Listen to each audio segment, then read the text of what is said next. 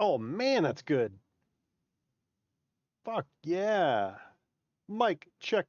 Hello, check, check, check. Can you hear anything?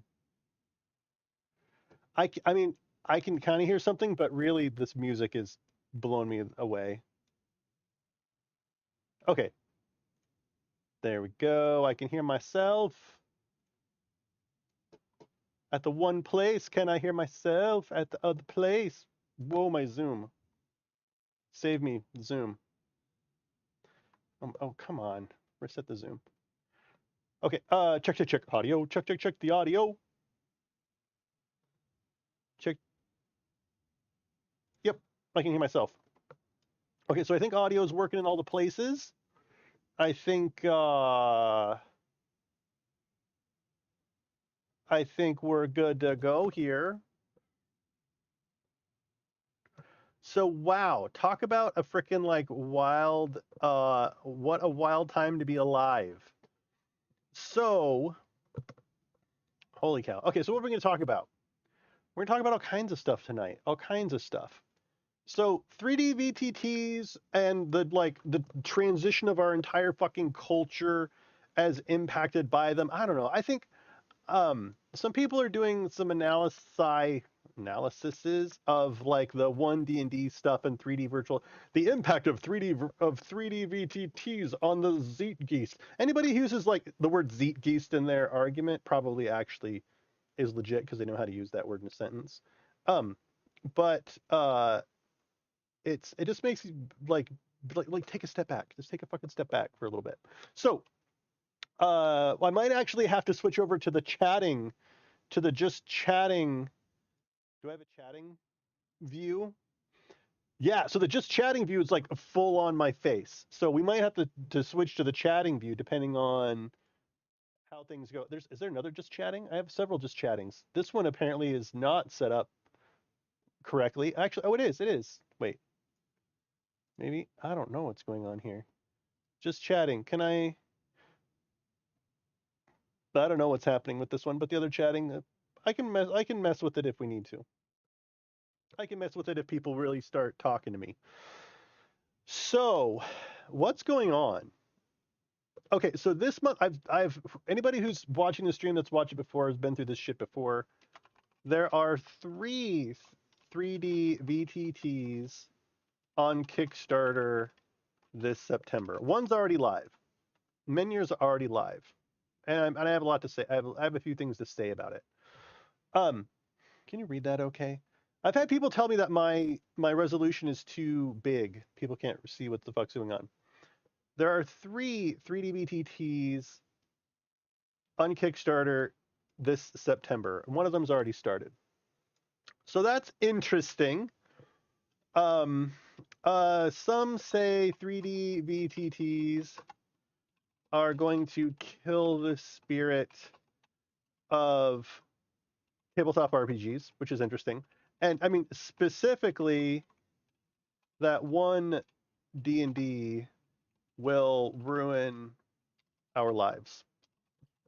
Well, not our lives, but like the lives of kids born using mobile devices, right?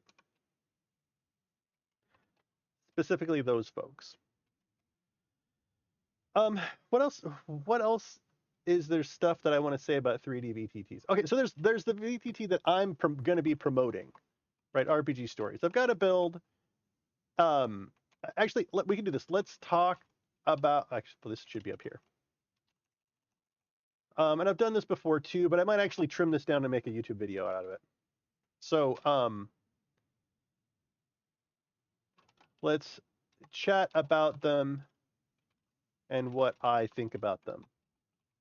And again, I'm not like, I mean, I'm quasi industry professional. This is my hobby, but it's like an intense hobby. I don't actually get paid. Actually, I kind of do get paid. I mean, I get paid enough, but not to bring it outside of like a hobby realm, the realm of things being hobbies, right? Um, yeah. So let's talk about some 3D VTTs. Let's talk about it. So in the beginning, Actually, I want to give people time. I want to give people time to show up. Or should I just dive the fuck into it? I don't know. What do I want to do? I want to talk about this guy's fucking video. I want to talk about this guy's video. Mr. Knows Everything. And I'm being edgy to be funny, right? Hope everyone's aware of that. I think this guy's very smart. He has a lot of good things to say.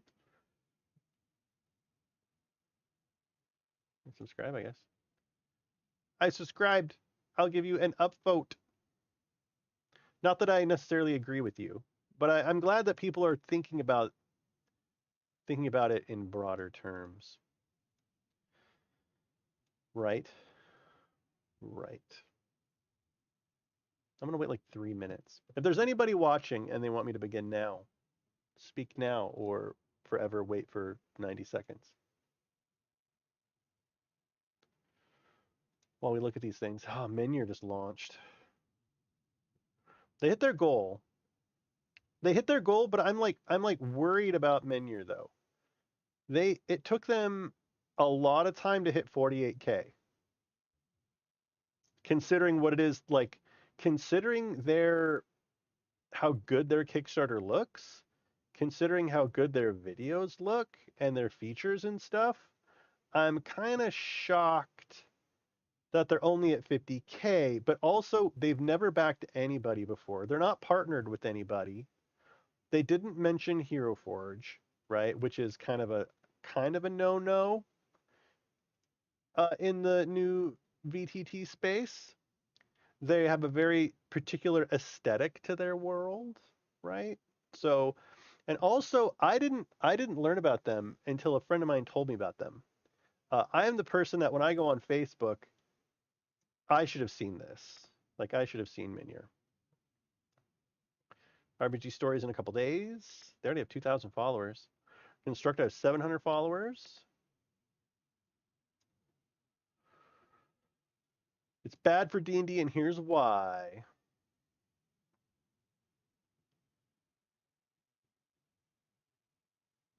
Yeah, man, the internet has a lot to fucking say about this.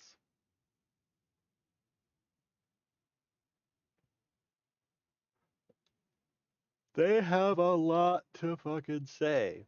And we have a ton of time, though, too. We have a ton of time before it's going to come out.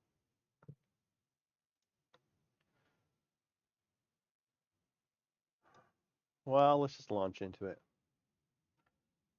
All right. There are three 3D VTTs on Kickstarter this September. There's actually, I've already kind of done this. I've kind of covered this material before. Is there anything else that I have to say about it in addition to what I've already said? Probably not.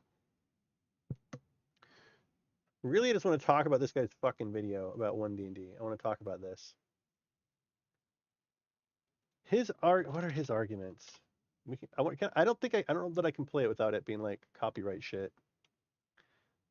So he says, having a video game-like relationship is going to stifle creativity, because players just won't know basically to interact with things they can't see. This is prevalent with theater of the mind.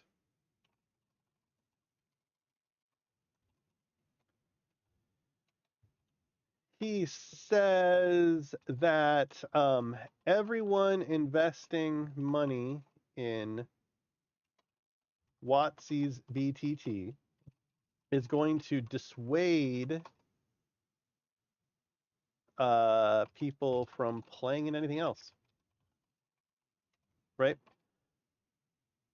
He says that WotC's VTT is going to create the new standard, basically. And what else did he say? Oh, discoverability. Actually, this was an interesting comment. he said that like drive through RPG through RPG / DM's Guild. Um, so increases the discoverability of non D&D stuff by pulling everything off. It's like no, basically it's going to reduce discoverability. Discoverability of any other system will be reduced. Oh, sorry, this just say decreases. What else did he say? He said like a whole bunch of shit. A whole bunch of reasons why one D&D is like not the way to go. Tons of them. What else did he say? I don't know that I can play this without getting fucking... I don't want to get DMCA'd. You know what I'm saying? I don't want to get DMCA'd.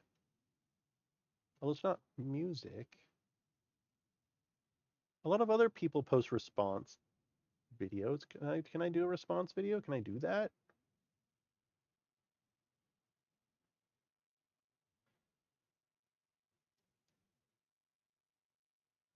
I mean, I get what the guy's trying to say. I get it.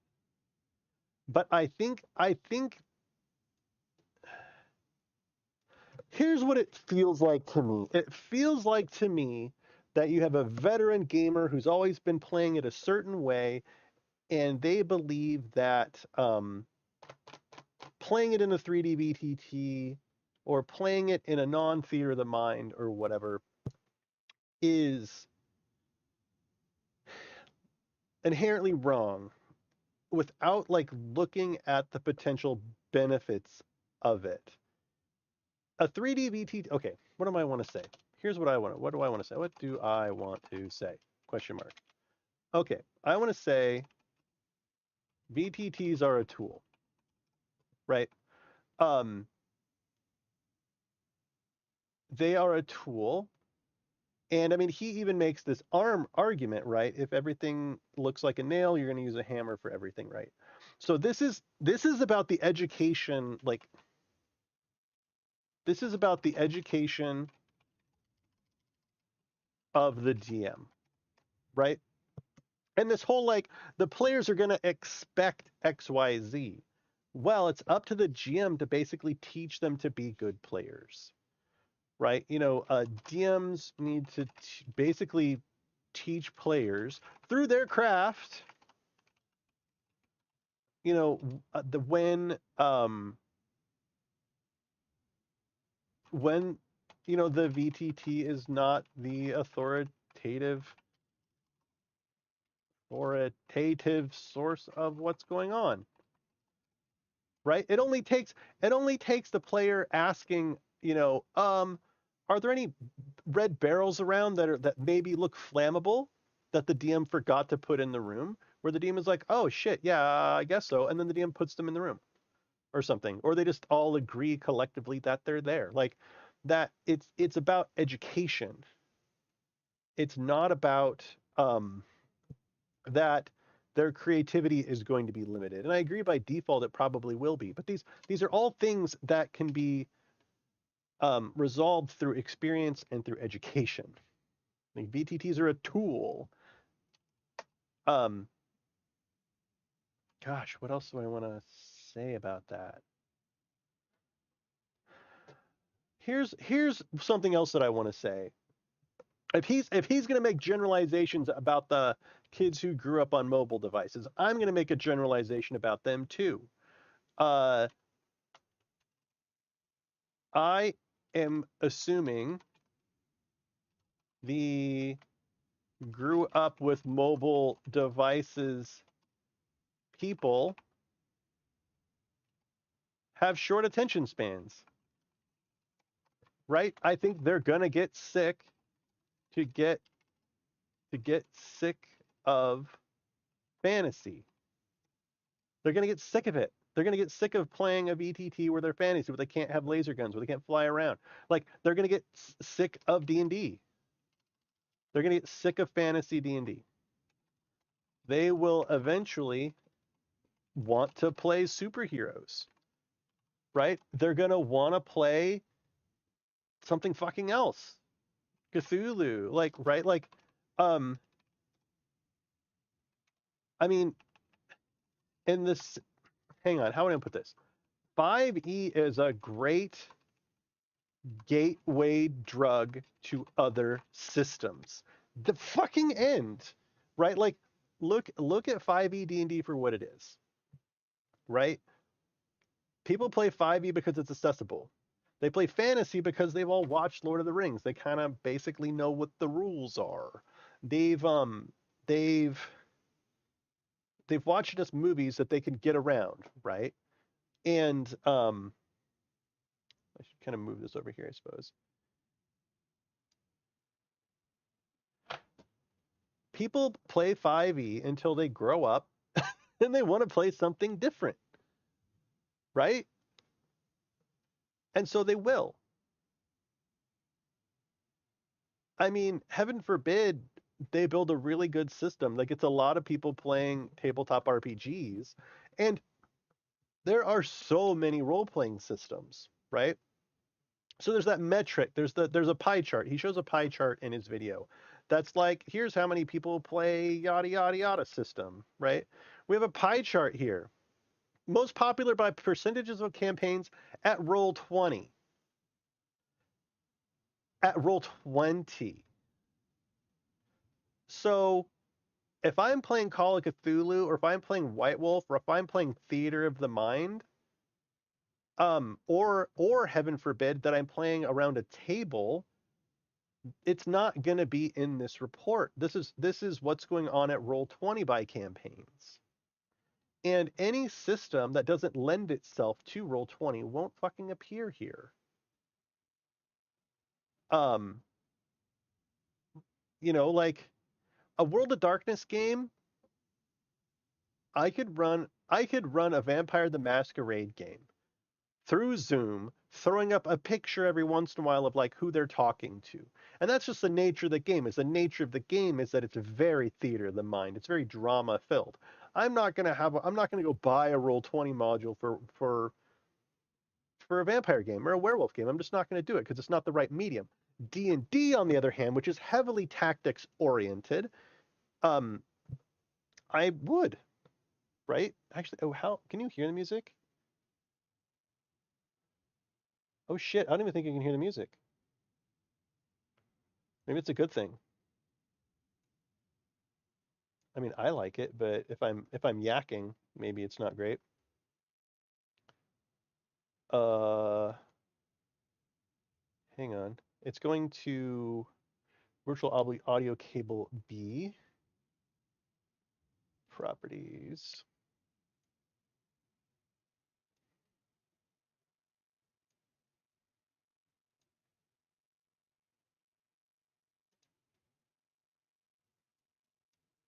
Anything? Interesting. I don't know why you're not getting any music. Oh, wait. It's just virtual audio cable. Bow, bow, bow, bow, bow, bow, bow, bow. Sorry, you can't even fucking hear that. It's not. It just says VB virtual audio cable. One sec, let me get this figured out. My sound going to the right place.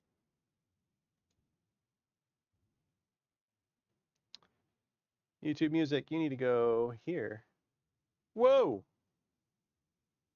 Bum, bum. Just got really loud for me. Properties, you are now here. There you go, have some music. I'll turn that down a little bit. Maybe it shouldn't show up on my recording.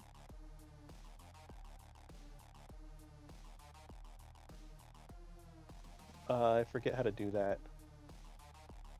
App One music output. You are both stream and recording, so we're just going to do the stream. Only visible on stream. Yeah, we're not going to save it in the VOD because I might actually use the VOD for something. It means I can turn it up a little bit.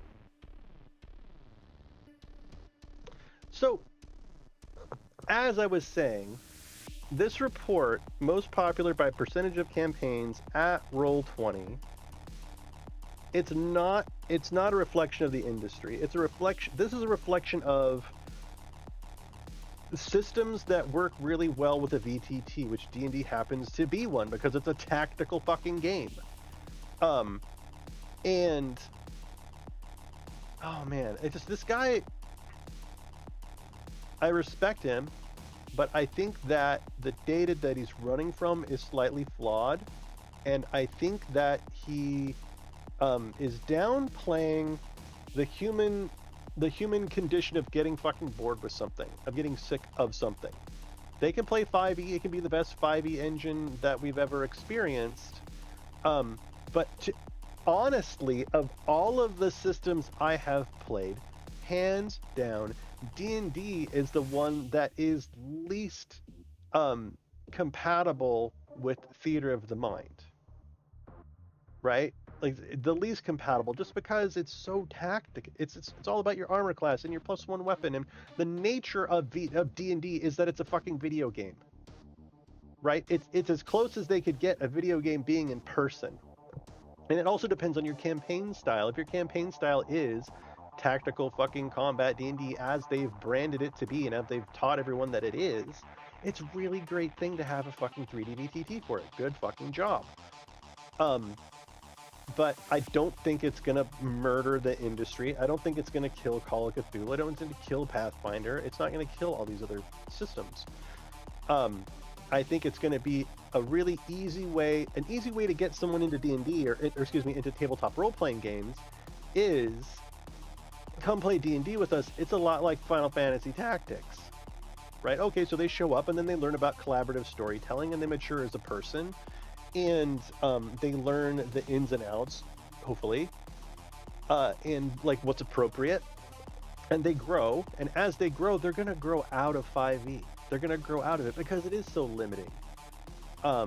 By its own nature, all the classes are balanced, all the spells are balanced. Like, you don't bother balancing a system like this unless you plan on it being played like a fucking video game, right?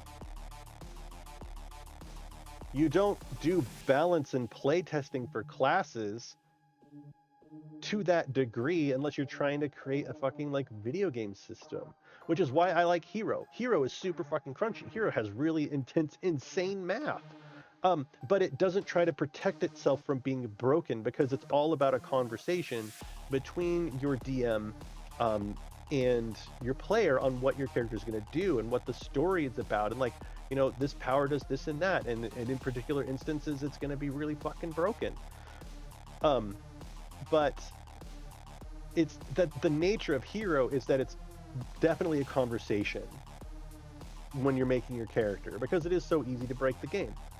And so, yeah, anyway, long story short, by virtue of D&D being play tested and balanced and all this other horse shit, it's way more designed like a video game than any other, I would say any other, because I don't know them all, but than many other tabletop RPGs. And so thinking that a VTT is going to quash all creativity and quash all discoverability, I think is really downplaying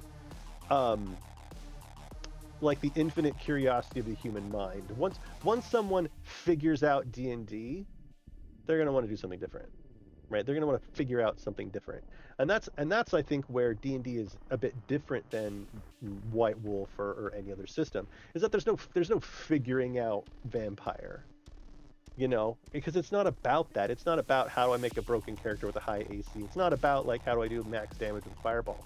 Werewolf is like, you know, how do I get, you know, how do I drop the pants of some Ventru in the middle of a business meeting as a Malkavian without getting caught so that the guy is like humiliated? You know, you can't you can't quantify that. You can't figure out how much XP you get in that situation.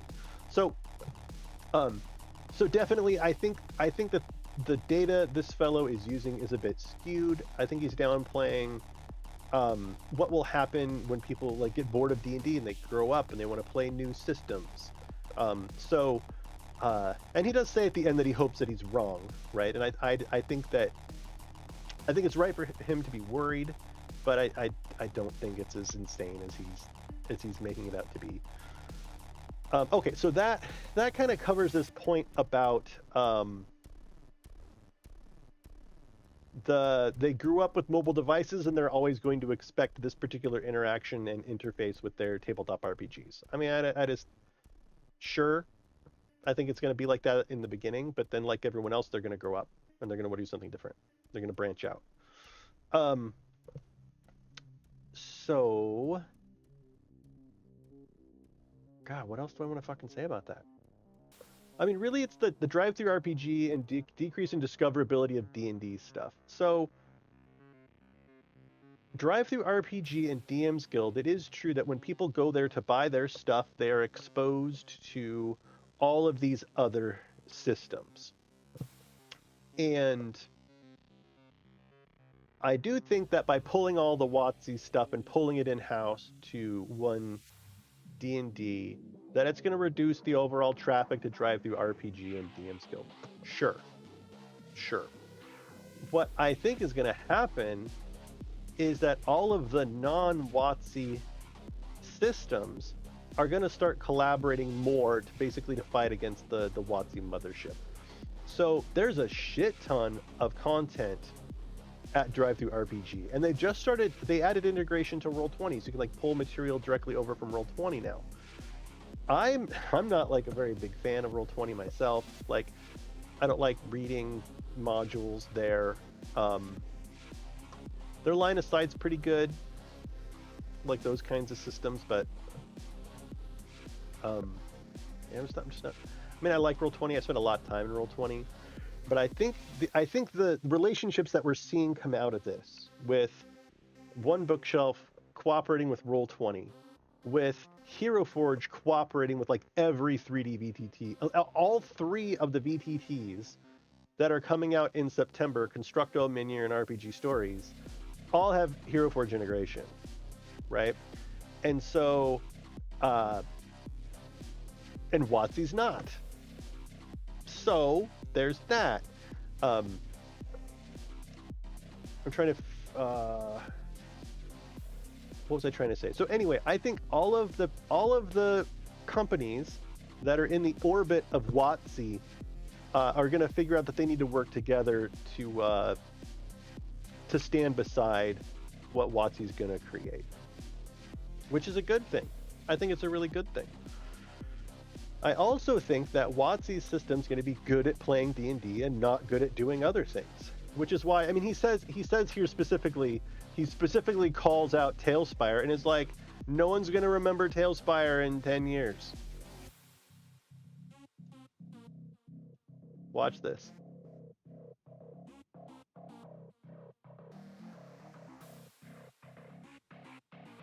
Where does he say it?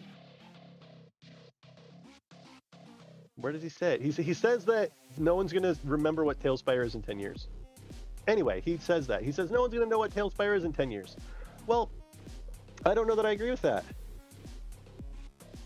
Because Tailspire is a... Hey, what's up, Benny the Cat? Morning.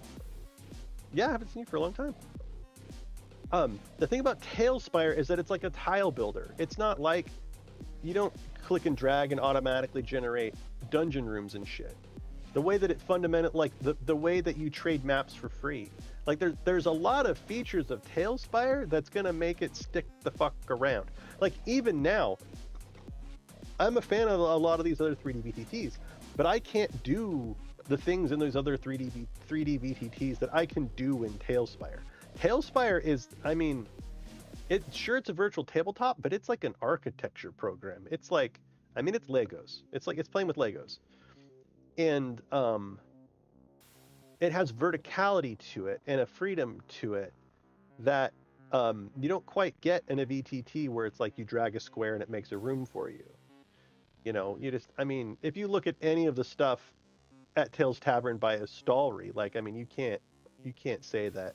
I mean, maybe you could say that they're not going to remember that shit in 10 years, but I think Tailspire will be around just because of the freedom. I mean, it might be open source, like at the point where they fold or whatever, they might make it open source, which would be crazy. Um, but uh, and it's just so bizarre that not all VTTs are created equal.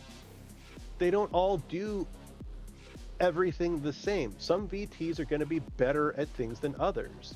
Roll20 is great if you want to move tokens around on a fucking PDF. Good for you. If you want to do fight like flying combat, you're going to be using Tailspire. Yeah, I mean, like the Legos, I can build similar things in Tabletop Simulator with tiles. It will suck, but it can be done. Is it worth it? Hell no. Tailspire. Yeah, Andy the Cat. So, I mean, like if I'm playing superheroes, I can't make maps that big in Roll20, and I can't have the verticality like I can in Tailspire. And so there are certain boxes that need to be ticked for certain systems. And I think it's very unlikely that you're going to have the one that rules them all. One D&D sounds great. It's going to come out in 2024. Good for fucking it, right? But it's not going to be good for everything. And so there's probably going to be 2 or 3 that I think find their really good like niche and settle in. But like, there's not going to be the one. There just can't be the one.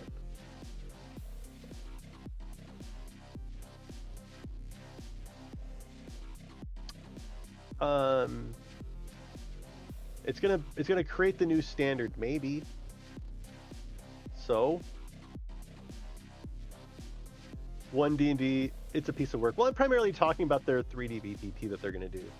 Like they're gonna have a 3D VTT that's got all integrated bullshit, like the characters and the character sheets and all this stuff. It's all gonna be integrated.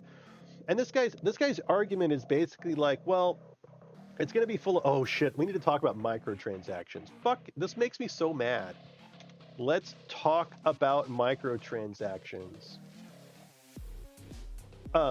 So he basically says it's going to be so integrated, you're going to buy all your stuff there, you're going to buy your dice skins and your character skins and your models and your animations there, and that no one's going to want to play anything else. And it's just not true. It's just not true. They made something similar when 40 came about. It did not age well.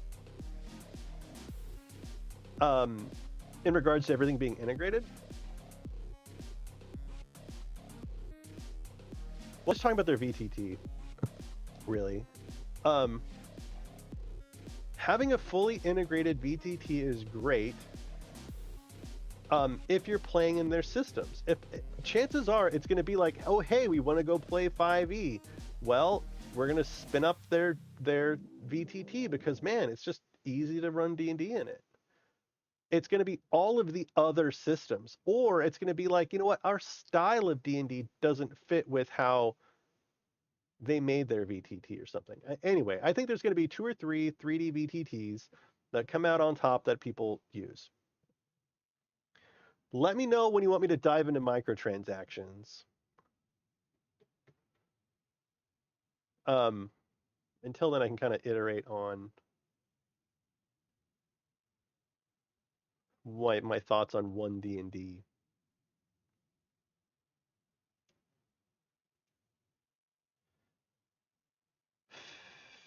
I mean, all of the people that produce content for Drive-Thru RPG and DM's Guild are going to be able to create content for this new system, right?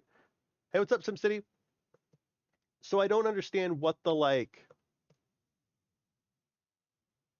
why didn't he comment on that? Like it's giving those people a new avenue. It's giving a new marketplace for like 3D modelers and all kinds of stuff. Huh. Yeah, SimCity, I'm just mulling over. I watched this video by Dungeon Master piece about their thoughts on one D&D's new VTT and why it's bad. And I mean, I agree with a lot of his points, but I disagree with how like kind of little respect he has for players and DMs as far as their relationship with WotC's upcoming VTT. I'm just waiting for WotC to get sold to Tencent as Hasbro is getting into hot water slowly and they're not profitable anymore. Ooh, that's good to know.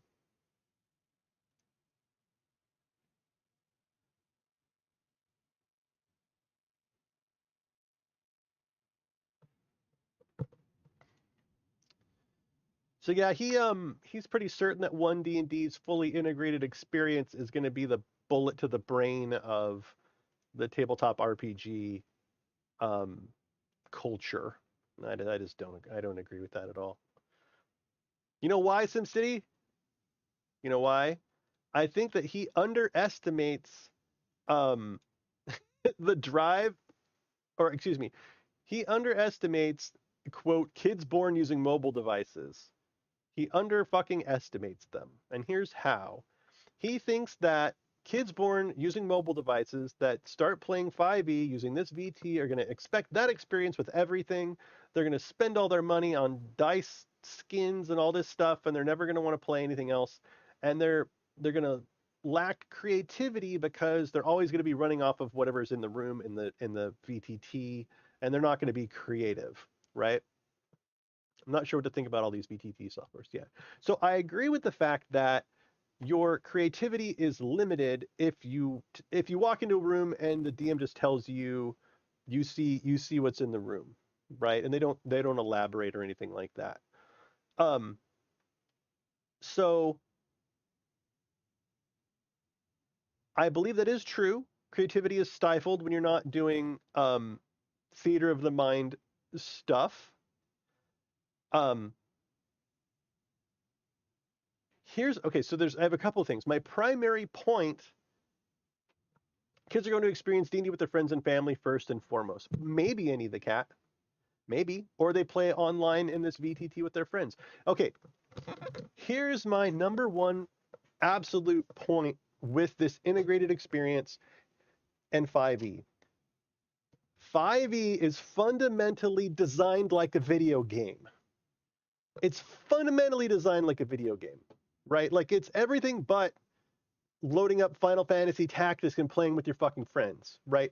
D&D, you have armor class, you get the +1 weapons, it's a dungeon crawl, you're getting loot, you're killing fucking monsters. D&D is a goddamn fucking video game. It would have been a video game at the time when they designed it, except they couldn't fucking do it then. So this graph where he's arguing, 53% of all stuff is D&D, and look at how small the percentages are of all the other systems, as tracked by campaigns in Roll20. Well, a werewolf game or a vampire game, you don't fucking need Roll20 because it is theater of the mind. So why on earth would I go here to create a campaign? Why would I go create a werewolf campaign at Roll20? I just fucking wouldn't. So his data in this graph is not representative, right? And so it makes sense that a huge amount of this is 5e because it's a fucking video game. You move on a grid. It's tactic combat. Like it is a video game. And so this integrated VTT and all this stuff and the complaints that people are treating it like a video game is totally unfounded because D&D fundamentally, unless you're don't be an asshole. Just look at the system and realize it's a video game. They go to the trouble, I said this earlier, but I don't know that anybody was here. They go to the trouble to try to balance classes. They try to balance spells. They try to balance all this stuff so that nothing is better than anything else. And that the nature of that, where you're approaching it like a system that needs to be balanced, and it's not first and foremost about the story, you're making a video game. You're making a fucking video game. Just accept the fact that you're making a video game. It's okay. It's okay if you're making a video game where we also kind of role play and stuff. There's nothing wrong with that. So that out of the way, D&D is an excellent gateway. It's simple, It's accessible. There's a VTT. You can tell your friends, hey, come over and play D&D. It's kind of like this video game where you get, it's just like Diablo, only, we're talking to one another. They failed at balancing 5e. Oh, I mean, they'll continue to try. That's the point, is that they'll continue to try. So yeah, like the gateway is come play this tabletop RPG game with us. You're gonna have a character sheet. It's like a video game, only someone's running the game for us, right? There's like a DM that's telling a story. It gets people in, and it gets them in a shape that they recognize and know how to interact with. Well, people grow up, right? You play D&D for a year, you're going to want to play something different. Like now that you've been exposed to the world that is tabletop role playing, like fantasy only takes you so far. You're going to be playing fantasy, now you're going to want to play superheroes. Now you're going to want to be a fucking vampire. You want to be a werewolf, like, right? You want to as you mature as a player and as a GM, you naturally want to break out into different genres. And so this graph here again is totally not representative at all, but you give people 3 or 4 years playing D&D and they're gonna get fucking bored.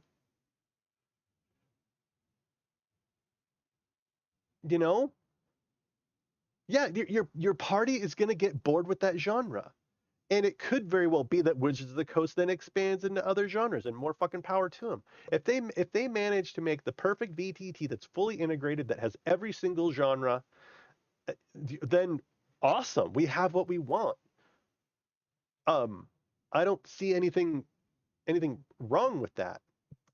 And now I think I'm ready to dive into microtransactions, because that's a big part of his argument, is that people that buy custom dice and custom skins and all of this stuff, they're not going to want to play anything else in any other system because they can't have their purchases in their other VTTs or their other stuff, right?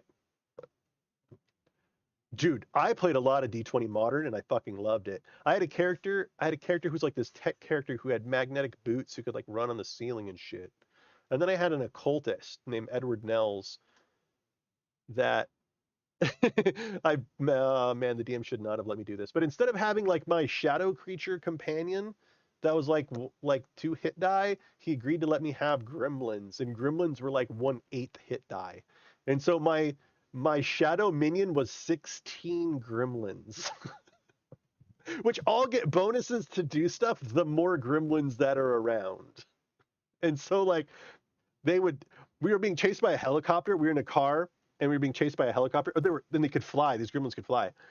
And I had the gremlins fly out of our car, and I rolled like repair or something. I don't remember what the fuck it was, but they dismantled the helicopter mid-flight.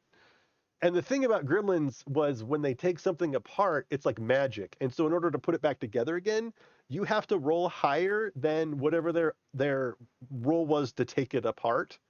And because there were so many of them, they all gave each other +2. And it was like a D20 plus like 30 or something like that. It was nuts. They're 32. No, it was D20 plus 32 plus whatever the dude's mod was. I don't remember what the fuck it was at the time. But basically, yeah, you had to roll like a 40 to put your helicopter back together mid-flight. Anyway, so I played a lot of D20 Modern. So anyway, yes, people will get bored. People want to play other genres, and unless WotC can deliver on every single genre perfectly, or not even genre, like style. I mean, Blades in the Dark. Like, long story short, D&D is a gateway drug to other systems, and it is inevitable that people will want to play in other systems. There's no person who's like, I play D&D and I never learned about other systems. I never wanted to learn about other systems. I mean, maybe, but not likely. Okay, are you ready for my rant about microtransactions? Let's talk about microtransactions. So let's talk about what do I want to say? I will say there are good and bad. I'm not even going to call them micro. I'm going to say transactions. Right. So there are good and bad transactions. What's an example of good? You buy a PDF at DriveThruRPG. Bad. You have to pay to log in. Right? That's like a bullshit. This is the example. The core concept, I think, is that bad microtransactions tend to be features or systems which are locked to the given program. Right? You can't take them out. You know, you can't take your dice skins with you. This seems to be like a core feeling of it, right? Well, and yeah, then predatory. Yeah, or are predatory. And this is like via like marketing, like button placement, yada yada, shit like that. So in the concept of, so what does that mean in the context of a VTT? Oh, instead of bad, you went predatory. Predatory.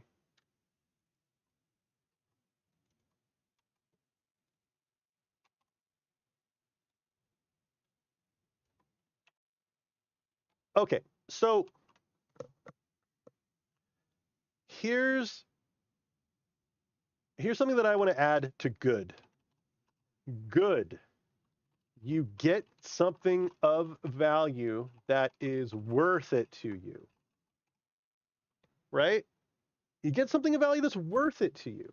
So at D&D Beyond, when I spend $2 to buy the Swashbuckler subclass for my campaign in which I have a shit ton of my friends involved, that's worth it to me.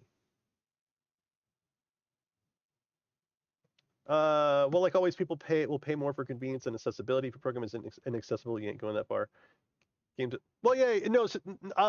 Hang on. I mean, like, you have to pay. Hang on, for features which are like fundamental to using the thing. Oops. Like, I'm trying to think of how to put it. What am I trying to say? Like, you have to pay for features which in this day and age are expected. So, for example, you know, games where you can only play for an hour a day. Like, you buy a game for 99 cents or something, or it's a free game, and you can only play it for an hour, and then they want you to pay for every turn after that. Does that making sense? You're paying for features which should be like you should just fucking have, right? Day one patches are expected. Oh yeah, character slots are $10 a month. So like a character slot when like for your only character or some garbage like that. I'm trying to think of how to put it. Like it's for features that like are expected in this day and age. I'm trying to think of like an example. What would an example be?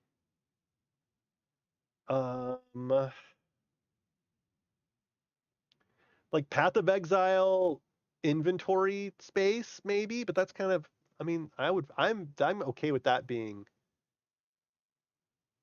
what the Path of Exile does, I think, a pretty good job with their transactions though. I mean, I don't know. I think $10 a month for a character slot is shitty, but $10 for a character on a free to play game, you know, it's $10. Predatory. Anyway, so um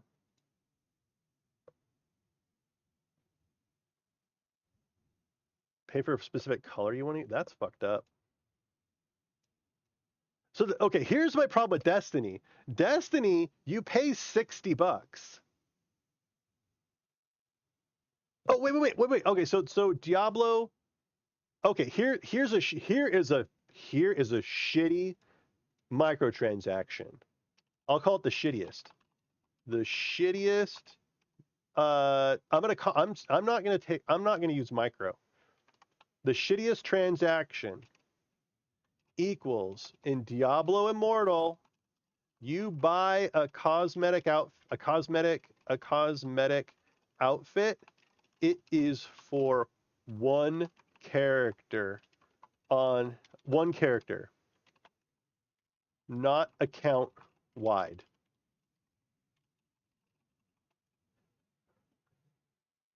That is unacceptable, right?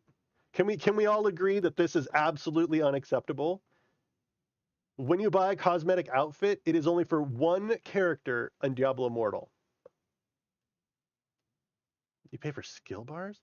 Yeah, SimCity, this is fucked up. It's fucked up. And they're expensive too. I mean, they're like hundreds and hundreds of dollars for a cosmetic item. And it's for one character. There's no reason, there is no reason for it not to be account wide.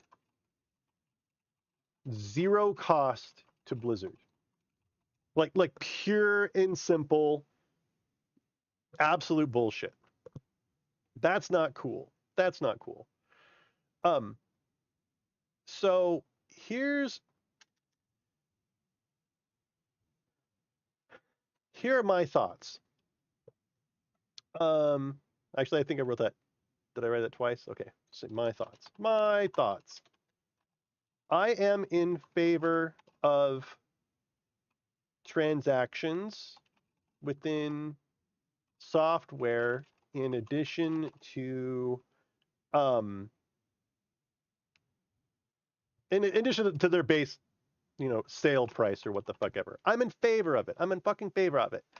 I am in favor of it when this is the case when the transaction provides value. Provides value and is relative to the I like the work effort of the devs or of the people that you fucking bought it from. Right? So things that I'm okay with. I'm okay with like a one-time fee for additional character slots. I'm okay with that. I'm okay with that. I'm okay with.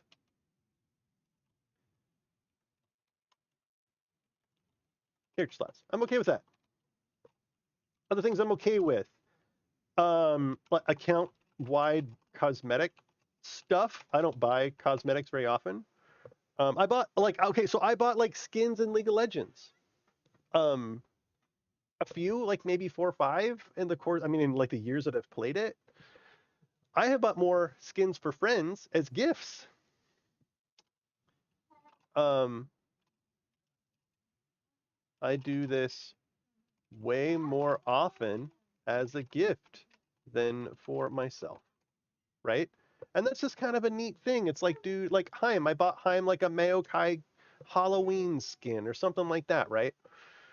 So I'm okay with cosmetic stuff, because it doesn't change anything. I mean, actually, I'm really fine with almost all cosmetic stuff just because it doesn't affect the game. It doesn't do anything. Like your dice, sure, charge money for dice for people that want to pay for their dice.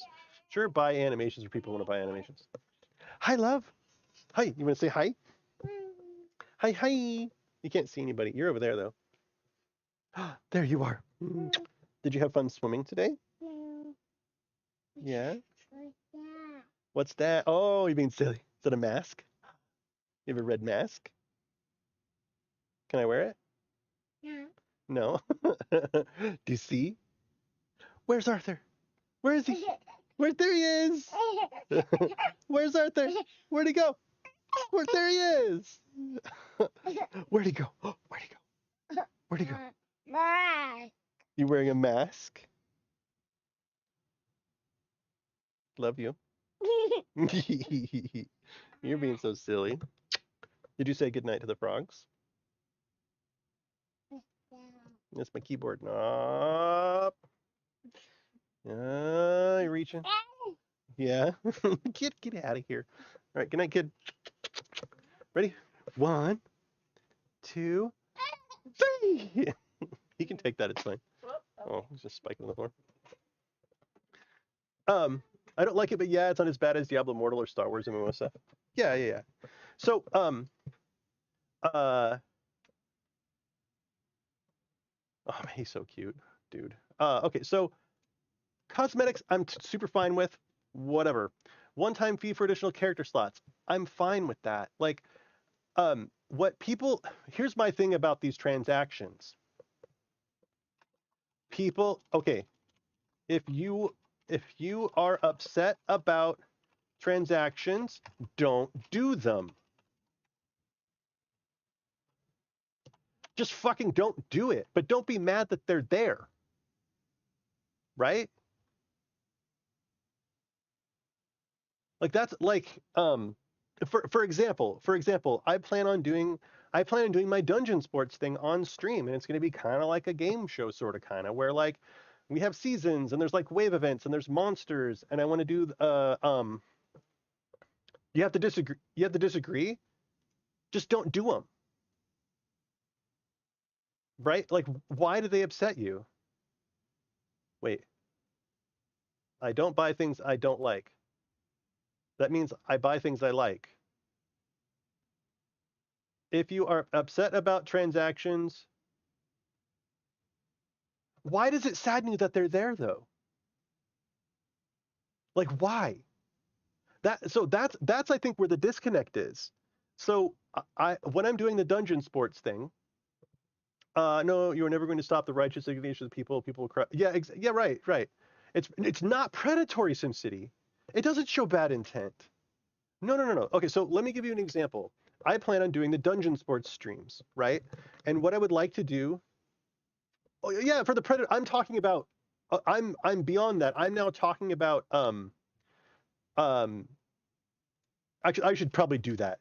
I mean, um, like we are assuming non-predatory transactions. Sorry, I mean, I get what you're saying now. I get what you're saying, Sin City.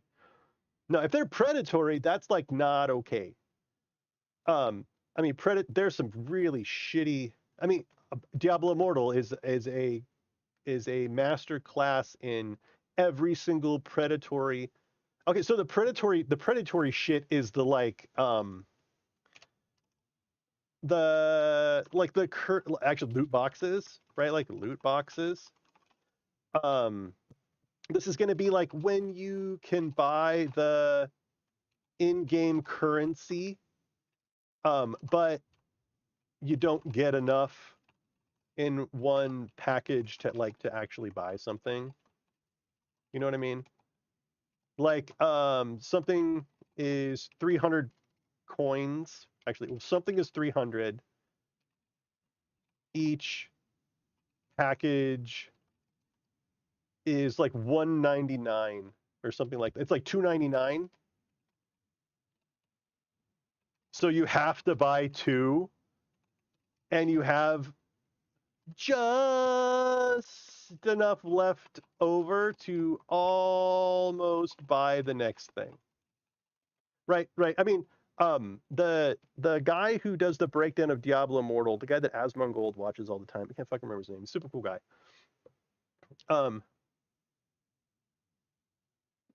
Fake bucks. So I would say, if I were to ever do transactions, they would not have an in-game currency. It would be like, this skin's 99 cents. You know what I mean? And it is obviously not the most effective way to extract money from your users, right? But that's not my goal. My goal would be like, this skin's 99 cents. It's so that is how that's I think how League of Legends does it. It's I think one of their things is like a penny, or I can't remember. I think I was able to buy a skin in League of Legends and it was just a straight purchase. What was I going to say? Okay, so anyway, this is about non-predatory transactions. This is about like transactions that are a one-time fee for additional character slot, cosmetic shit. Like for example, Path of Exile additional inventory pages, or what the fuck ever. And this is because really, I have for every 100 hours of play, I will maybe do a purchase. I fucking hate time-gated stuff. I hate time-gated. I hate anything that's like, oh, you have to click this thing and then okay, and it's the games where like pay 50 cents to increase the timer. Oh, fuck you. Fuck off, and I'm uninstalling it. So,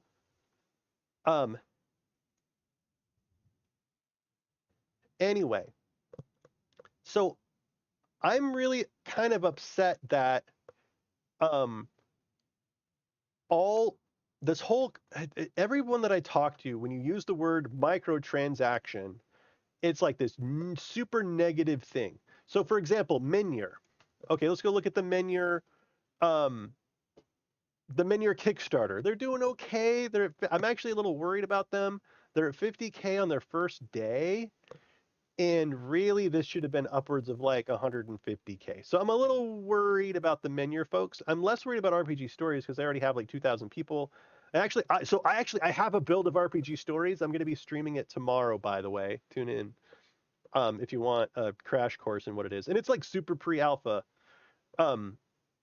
But so Menure, it's free. Menure is free. And so it's free for all. And there's a thing in here that's like a fact that's like, okay, wait, this is free. How the fuck are you gonna so they're gonna have a marketplace.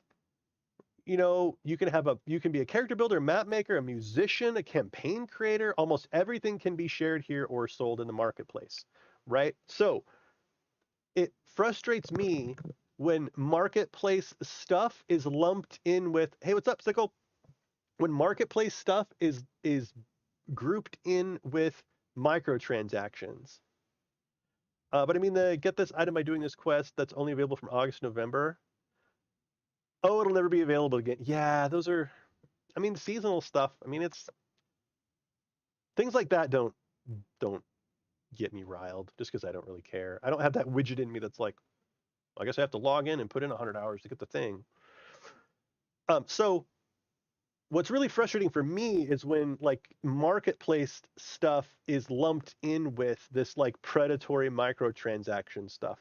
And that is what I have been fighting against for so long. Just everybody's like, "Oh, that VT is going to have microtransactions." It's like wait, do you mean the actual legit like marketplace purchases you're unhappy with? And there's like, yeah, any system where you have to like spend money to get something, blah blah blah blah blah blah. They're like not okay with. And it's, oh man, I hate having to deal with that and having that conversation where it's like, let's talk about the difference between transactions and microtransactions, or if they're the same, or like, what do you mean by microtransaction?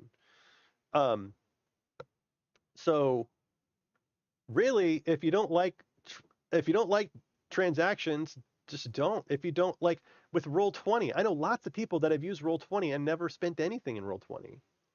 Wonder how difficult it would be to make my own VTT, and is it worth it? Well, Sickle, there are 3 Kickstarters starting this September for 3D VTTs. So this is your competition, is what I'm looking at right now.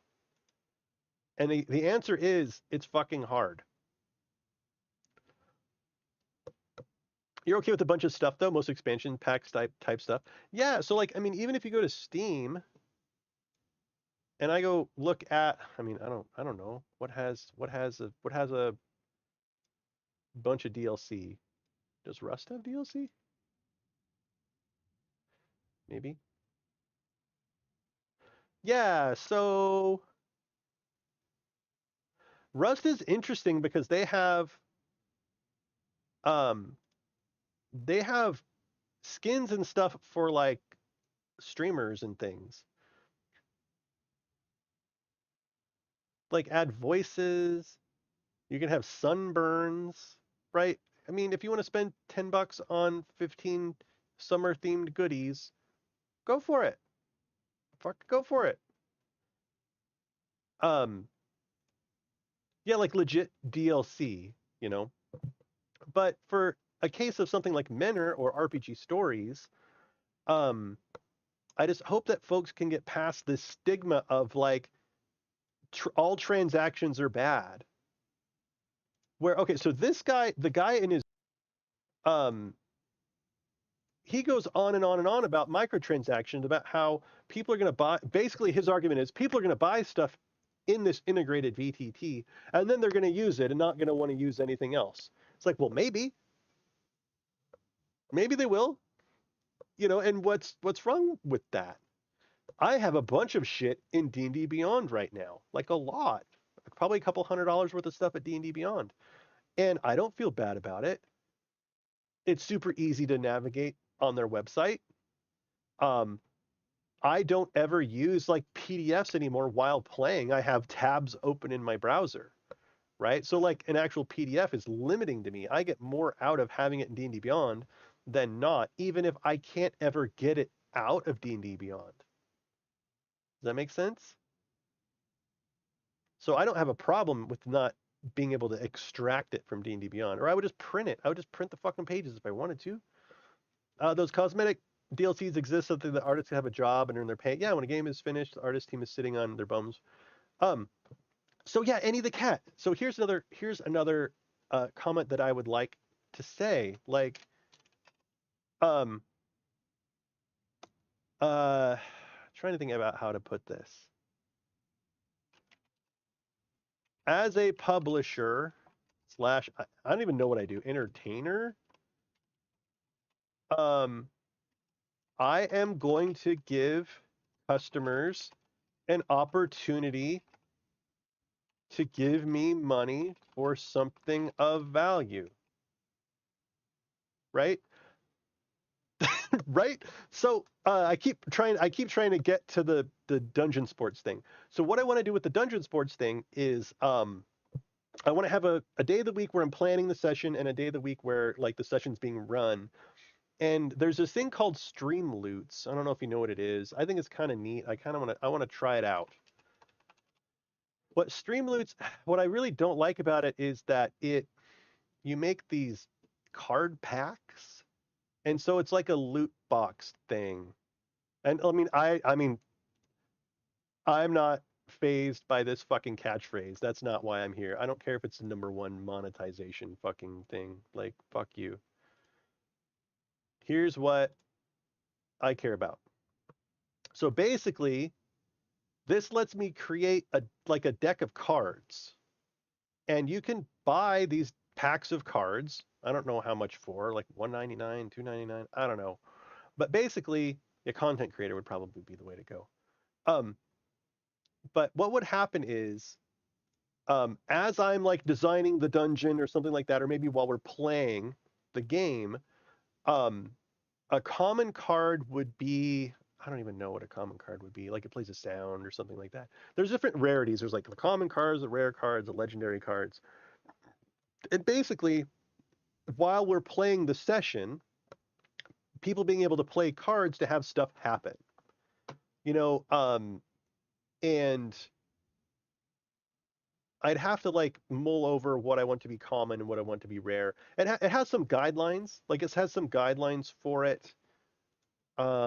Stream loots card rarity guide, I think is what it is. Rarities and probabilities. So here's what this says in stream loots. See if you can see it. Blah blah blah blah blah blah blah blah blah. There's 4 rarities, and basically it has like a guide on like. Sorry, I can't fucking see because I'm here. Like these ones shouldn't be too intrusive, right? They set a long cooldown. Rare is less likely to appear, but basically it'd be neat while we're doing dungeon sports if someone could play a rare card that was like that guy's a boss now, or like refill a bad guy's hit points, or arrow to the knee, random arrow from somewhere. Just kind of fun, interesting things to interact with the stream on. And uh, people don't have to, but I want to give people um, a way to spend a way to give me money if they want to. Like right now, their only options are like just like a straight donation, or they like subscribe to the Twitch channel or to my Patreon or whatever. But I would like to have something like that for my Dungeon Sports stream, right? Um, as I'm producing content for RPG stories or Minior or whatever system has a marketplace, like I'm producing something of value and I want to give people a way to buy my shit. But I'm constantly worried that and it could just be that I have PTSD from the Tailspire community, but that by giving people an avenue to give me money like that, people are going to be like, "Oh, it's just microtransactions, fuck that guy." People do that with channel points, but I get what you mean. Over on YouTube, I see people do that with super chats. Super chats? What the fuck are super chats? What is a YouTube super chat? YouTube super chat? Manage YouTube super chat and super stickers. What the fuck is this? What is super chat? All right, way to monetize your channel through the YouTube Partner Program. These features let your viewers purchase live chat messages that stand out and sometimes pin them. Oh yeah, yeah. It's like yeah, it's like channel points. But more importantly, I want people to be able to like spend bits. So when I do that, so for I guess for example, actually, I'll do it. Am I the asshole? Am I the asshole? Am I the asshole? For my Dungeon Sports stream, dot dot dot. I would like to have stream loots cards, which can be purchased to be played during streams to have stuff happen, and it's like the impact is reflected in the rarity of the card, right? I would like to have viewers able to spend bits to have it's like non I guess like have cosmetic stuff happen on stream. So I'm assuming, have any of you seen Code Miko? Do you know who Code Miko is?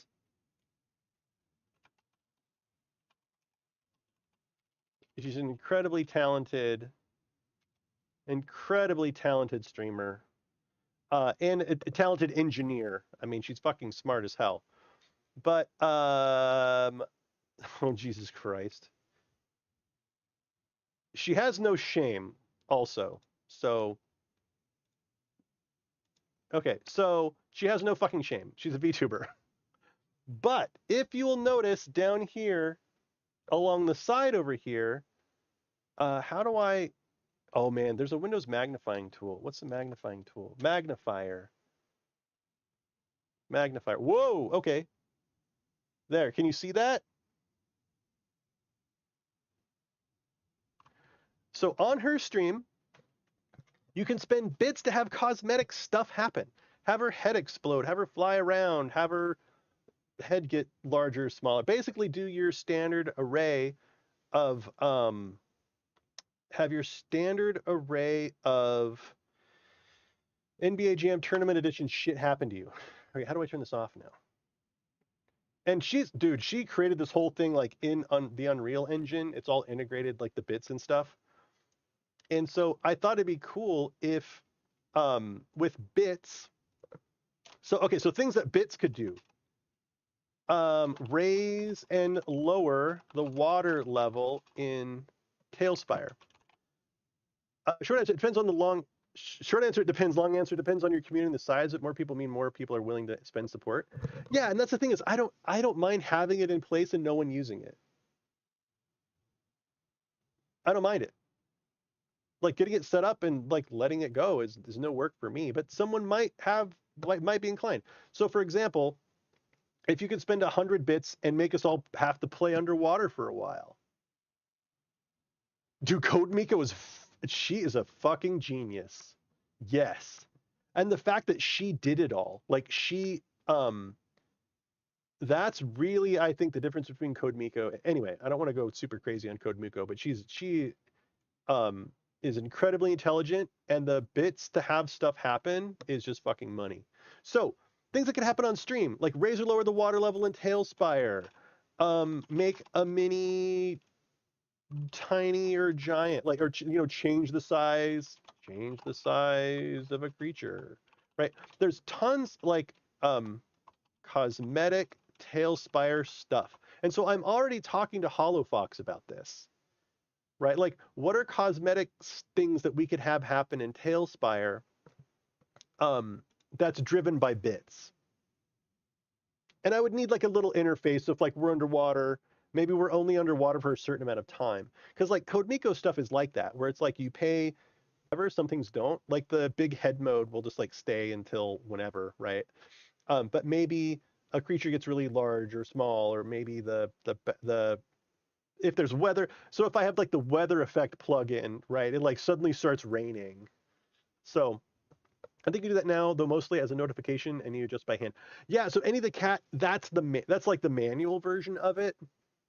But I would just like, I mean, HoloFox is so good at making this stuff that I would actually want it to be automated.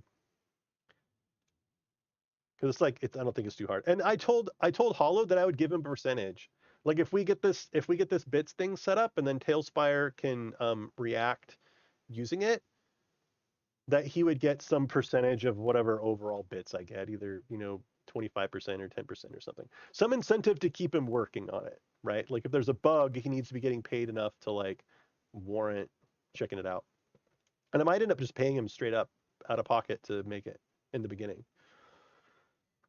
So that's kind of my idea for the dungeon sports thing. Actually, in addition to that, I would like to manage participants slash characters slash progression, like via a website, right? And so like participants can log in to check their stats, upcoming events for them. And likely this would probably Patreon driven, question mark. Tales Tavern, question mark. I think it's probably not Tales Tavern. Or it'll be Patreon, the VTTJ website. So I'll figure that out. Tailspire is made by Unity, right? Yes, Andy the Cat. It's made in Unity. Yeah. I mean, and the modding community is like, dude, the modding community is on top of their fucking shit. But my control panel would be like just like a desktop app, like a Windows app. I mean, and you know, people aren't gonna like this. People aren't gonna like this, but whatever these plugins are, like whatever plugins management tools are made for Tailspire will be proprietary. This includes like custom plugins, desktop app for managing, I don't know what events, like events reactions, like bit event reactions. People aren't gonna like that, probably. So that's kind of my idea. Welcome everybody. I'm Demon Gund, and we are talking about 3D VTT stuff. We went over the implications of 1D&D. We went, wow, where did we go from? We went from talking about 1D&D to talking about how there's 3 3D VTT Kickstarters in September, one of which has already started. And we watched a video. Well, I watched a video by this guy, Dungeon Masterpiece. You might not be able to see it because my resolution is insane balls. I don't know. Can you even see that? Can you read that Dungeon Masterpiece right here, or is my resolution so insane? Maybe I'm streaming it too high of a resolution. At this resolution, I can read it on my side screen over here. but it takes getting to here though. Oh yeah. Yeah, there you go. This guy's really fucking smart, and he really does a good job of like outlining his issues with it. And I kind of systematically went through his arguments and provided my feedback on them. Basically, he's very scared that it's going to be the one integrated system that has D&D, that's going to have some it's going to have some transactions in it where people can like buy skins, they can buy animations and things like that, and that it's going to stifle creativity of those that play because they're going to be all focused on what they see right there in the 3D VTT. They're not going to be creative or think outside of the box. And I kind of systematically went through each of those arguments, um, and it was good times. I don't know if I want to do it again, unless people really want me to. Um, but a bunch of viewers just showed up, so I'm tempted. I'm tempted. If anybody wants me to repeat my thoughts on his talking points, let me know. Otherwise, I'm not going to subject my good friends SimCity and Any the Cat to it again. Oh, well, okay. What else do I have to say? Go for it. Oh man, I don't know that I have it in me. They missed it. I don't want to. I feel like I would like be restarting the show. So here's what I'm going to talk about. Um, you missed the brunt of it. Stifling creativity seems like a meh point. I mean, SimCity. I agree. I think it seems like a meh point. I think that that's like an education thing. Um, so oh man, I really don't have it in me, Eddie the cat. I don't have it in me. So here's what I'll talk about. I have already kind of picked my battle as far as the 3D VTTs. I'm going to be demoing RPG stories starting tomorrow. I'm going to stream tomorrow. And here are my thoughts on that. Here are my thoughts. Menyer launched. This is actually really fucking important. Menyer was like a week away from launch before someone sent me a message and said, "Hey, have you seen this?" And then I looked it up. I'm on Facebook a bunch because I use it to talk to my wife. And I see lots of Facebook ads from all kinds of fucking shit. One of them being Constructo, another one being RPG Stories, another one being Tailspire. I mean, I see Kickstarters like non-stop on my Facebook feed for VTT shit. I did not see anything about Minier. Not a thing. Which leads me to believe that they didn't do the fundamental, like the bare bones thing that you should do when you're doing a Kickstarter, which is do Facebook ads. And it could have been that they did Facebook ads in France and they didn't target the United States, in which point that was a mistake. That was a fucking mistake. So uh so that's why I think they're only at 50K on day one. I mean, the quality of this video and the quality of their product, they should be making a lot of money. And maybe they still will. But this number seems very, very, very low so far in the first 24 hours. And I think it's not a problem with their app because I think their program's really fucking good. It looks awesome. I mean, the I mean, like there's a terraforming, biome adaptation, procedurally generated dungeons and villages and stuff. And like they're doing it here and it looks like it's live, right? Like it doesn't look like this is necessarily super doctored. Um, but I'm less concerned about this procedural stuff as I am about I want to build something very like I am a content builder. Like I want this building to be exactly how it is. Like um I'll be filling the gap where people think that the dungeons generated by their system are lacking or they're not realistic or if someone just wants a map to match a pre-existing 2D VTT, right? That's where I live. Um so anyway, with their beautiful imagery and all of this stuff to only have 50K so far on their first day makes me think that their marketing sucks. Also, this is a problem. Nog Studios first created Zero Backed. That's not a great thing. Not connected to Facebook, even. That's a little weird. We have this booster campaign by BYC Media. Who are BYC Media? I mean, so I'm guessing that they've backed one project. Their profile is private though. Okay, so it makes me think that either Boost Your Campaign, BYC Media is not great at what they do, or anyway, the stifling creativity makes me think of those controversial takes that take a reaction out of you to keep you engaged with them, like sort of a news anchor doomering, concern trolling wine mom. Yeah, like it's gonna stifle creativity. And the answer is like, yeah, maybe it will. But only if we let it, right? Like I mean, I don't know. It's as if we can't ever get around it. It's like it's going to stifle creativity and there's nothing we can do about it. It's like, yes, there is. Right? As a DM, if they walk into a room and I'm able to just show them a room that's like wet and has damp walls, you know what I'm not wasting my time doing? Describing wet, damp walls to them. The fucking wet, damp walls are already there. If I then, as a writer and a storyteller, need to tell them that there are other things in the room that are not represented in the 3D space, I am free to do that, right? There's a torture table in the corner.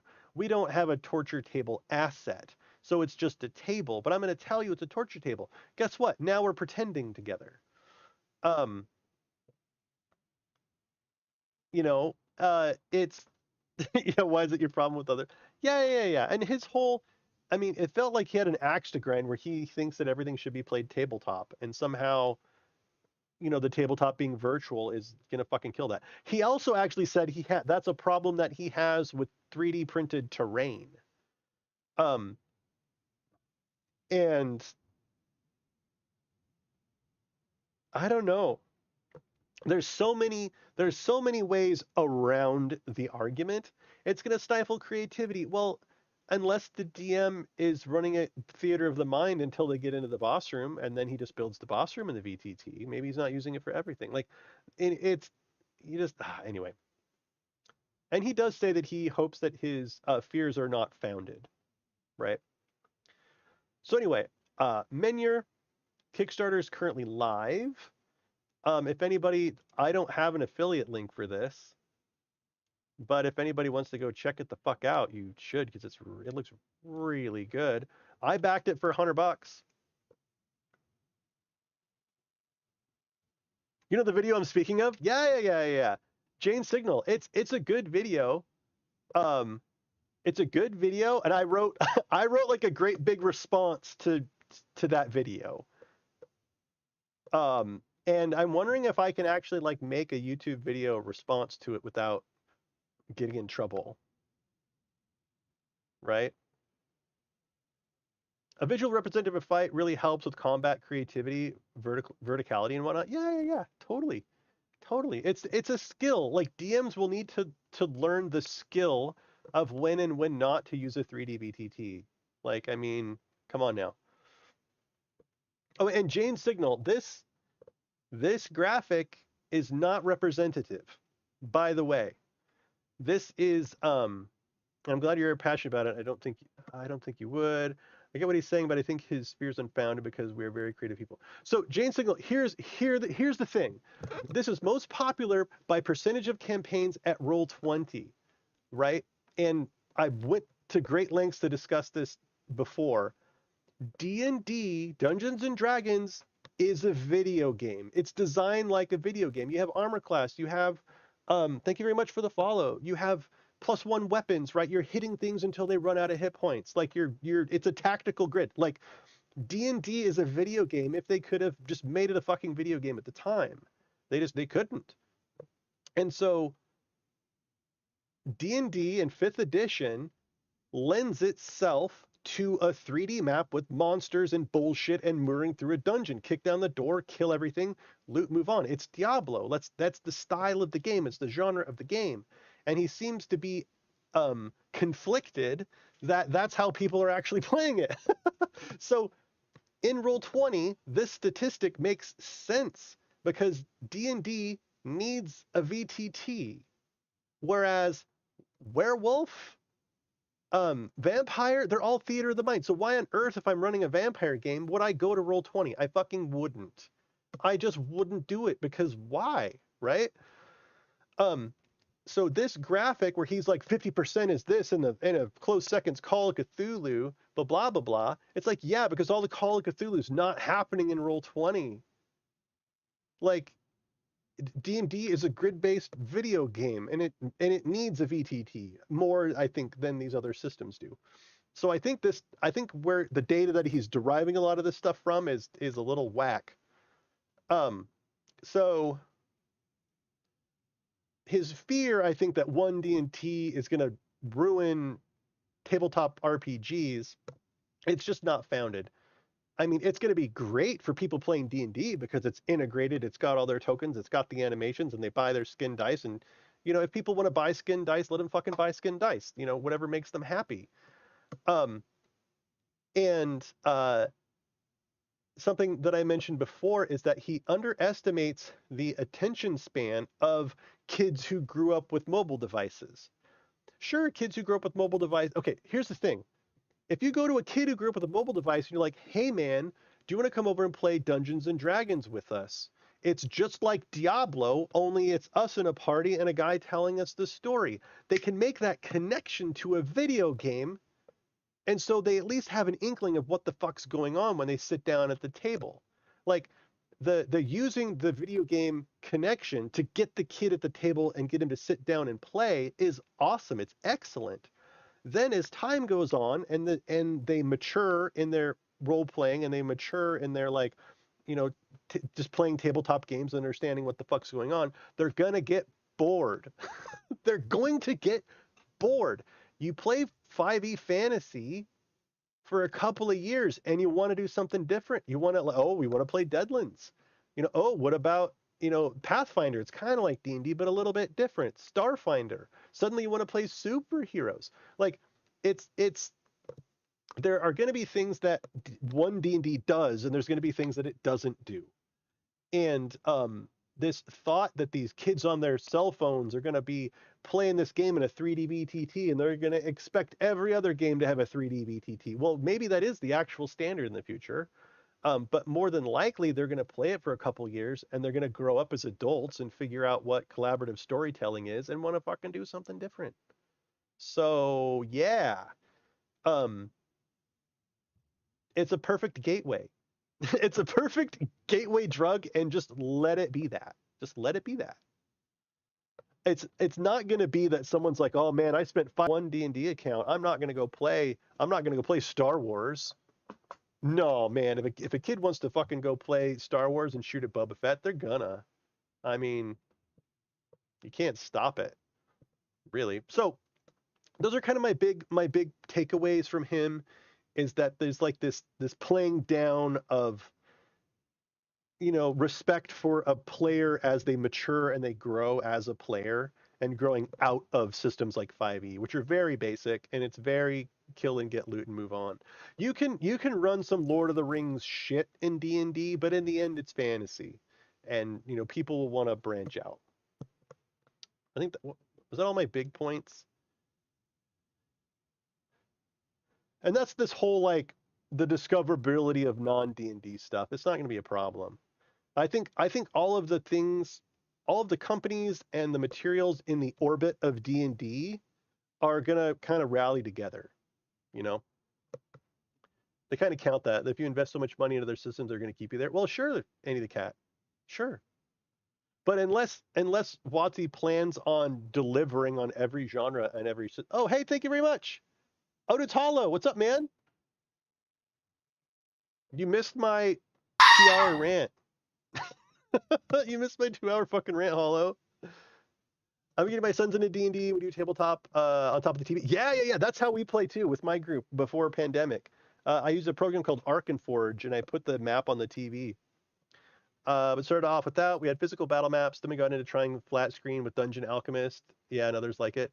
I just got Tailspire tonight. We will try doing remote stuff with it. My son saw this video and said, "Dad, don't worry. We all know how to." Wait, we know how to do all the kinds of gaming, and we like it. Yeah. Okay, if you just got Tailspire, Jane Signal, I have shit tons of material for you if you want it. Like legit. Here. I have a free one. What's the I think Blood Mist. I have a notification. Skirmisher Publishing, thank you. If you go to, and I don't know if you're a patron of mine or not, but I've been publishing adventures to be used with Tailspire for like 2 years now. So you can go get that. This is pay what you want. Wait, suggested price for it. So this is my like introduction. I have several others, but this is the free one. And so what you do is you can go get the PDF, that's the adventure, and then I also have the map completely done, game ready, in Tailspire, fully ready to go. And it looks pretty fucking rad. You found your Tailspire page? Yeah. And actually, so this also, I not only have it for Tailspire, if you're going to be playing on a television, I don't know that I would recommend using Tailspire. Hang on, let me find my shit here. I can show you the we paid a guy on Fiverr to make our maps in Incarnate. Where are the maps? 2D. Wait, did we have him do it for, or did I do it? I thought we had him do it. This is a reference. This is the reference one. I swear we had him do the Incarnate maps. Oh, here we go. Incarnate maps. Yeah. Right, and there's like grid and gridless, and yeah. So if you're playing it on a TV, we had a guy from Fiverr take our orthographic maps and make them in Incarnate with grid, and like there's the GM version. There's like various versions for each of the maps, so you don't have to like open Tailspire and do the thing if you don't want to. So you don't need Tailspire to use this at all. But it looks fucking cool, man.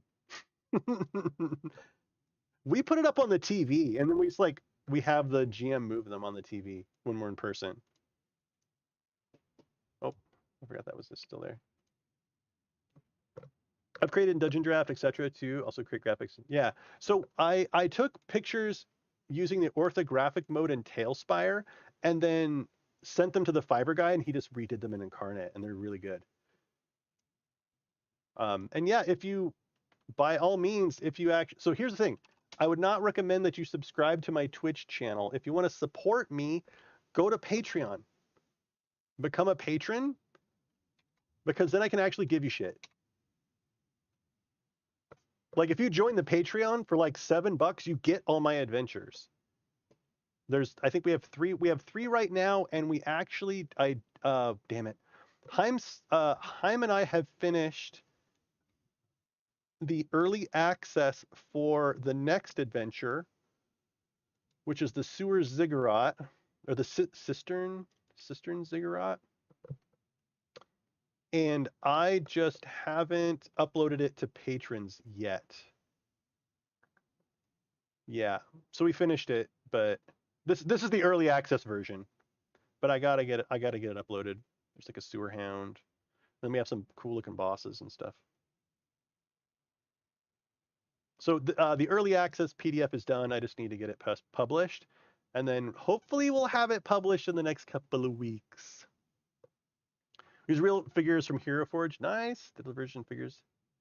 I've updated the retexture plugin for video support. I mean, the portrait pack can be used as TV now or custom billboards. Oh, nice, Hollow. So the Storyteller's Vault is some content there. Vampire. Nice. Yeah, so check out the Patreon. For $7, you get 21 worth of adventures, basically. But, shit, what was I saying? Anyway, so Menure Kickstarter's live, looks really cool. They don't have a big following, and I don't know why, because I think of all of them, they look the most impressive. So I want to say this. So RPG Stories, 3D World Builder / VTT starts on the 1st.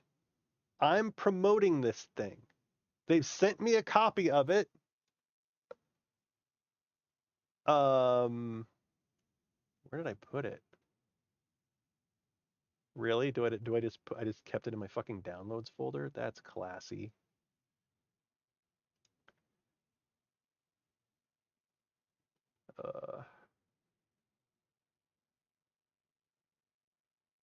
Seems like I would have put that somewhere safer than that, but maybe not.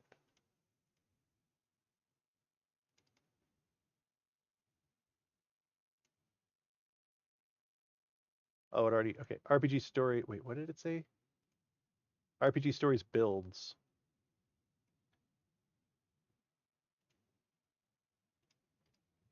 Hang on.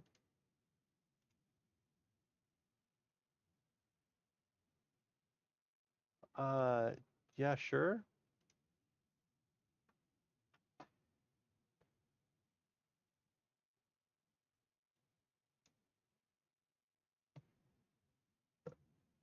It's like you and I have been visiting the same page when you're in RPG Stories, so the page before got curious. Yeah. So here's the difference between RPG Stories and the other VTTs.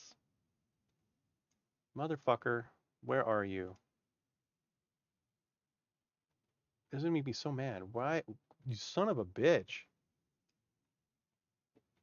There should be a folder called RPG fucking Stories. Why am I not? Here it is. Okay.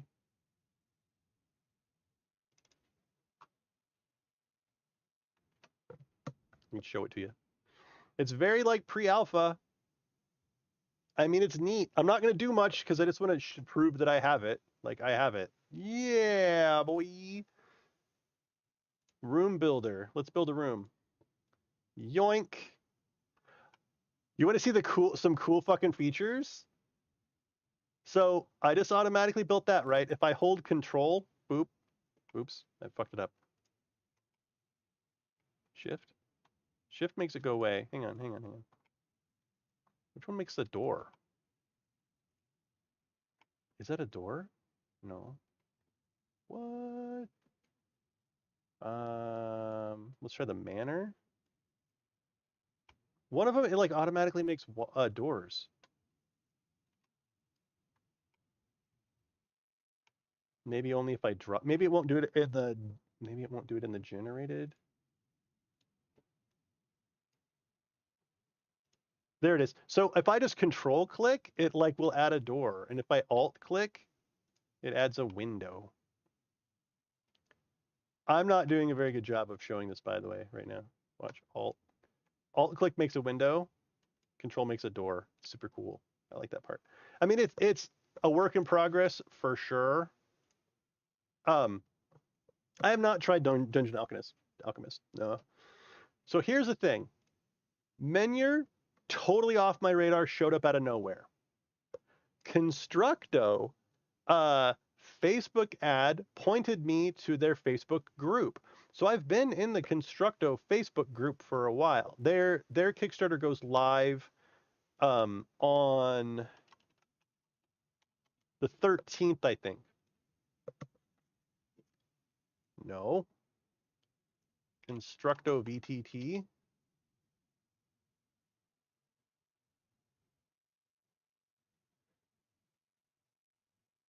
Do they? Oh, Play Loop Studios. That's what it is. Constructo Play Loop Studios.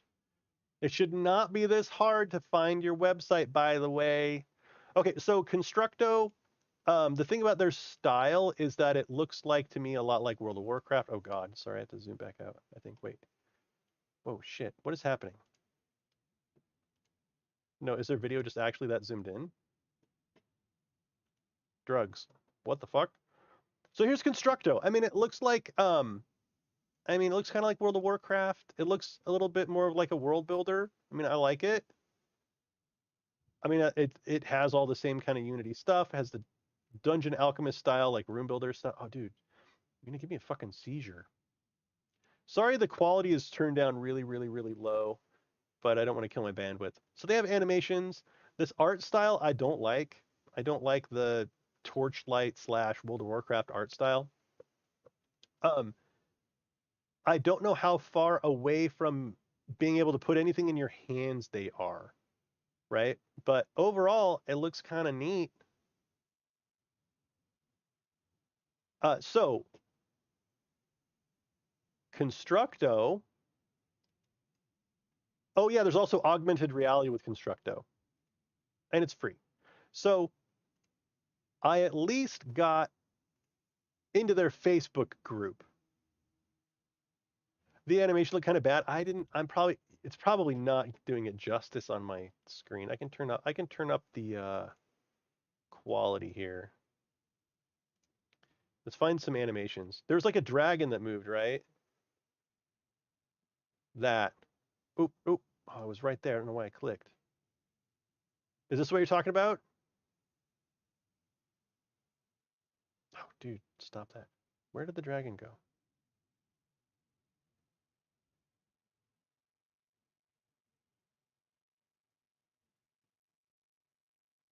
Was it the dragon that you were thinking? The dragon looked real bad. Yeah.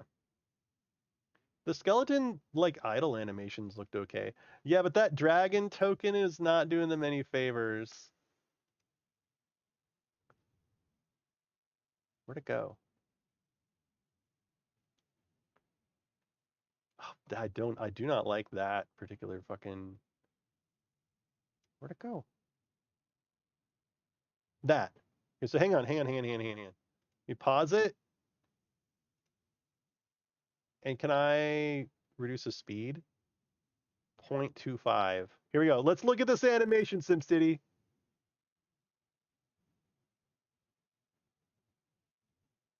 Yeah, I mean, it's not terrible, but I'm not, like, impressed. If you watch the Menyer video, Menyer looks sexy. Like, holy shit, Menyer looks good. Menyer is like, it's almost like too real. It's like too realistic for me. If I wanted animations in this, I'd use an actual game to facilitate the session, like Celeste or Divinity Original Sin. Yeah. Well, any of the I mean, that's the point, though, is they're bridging the gap now between things like Divinity Original Sin. I mean, basically, give us Neverwinter Nights 3, I guess.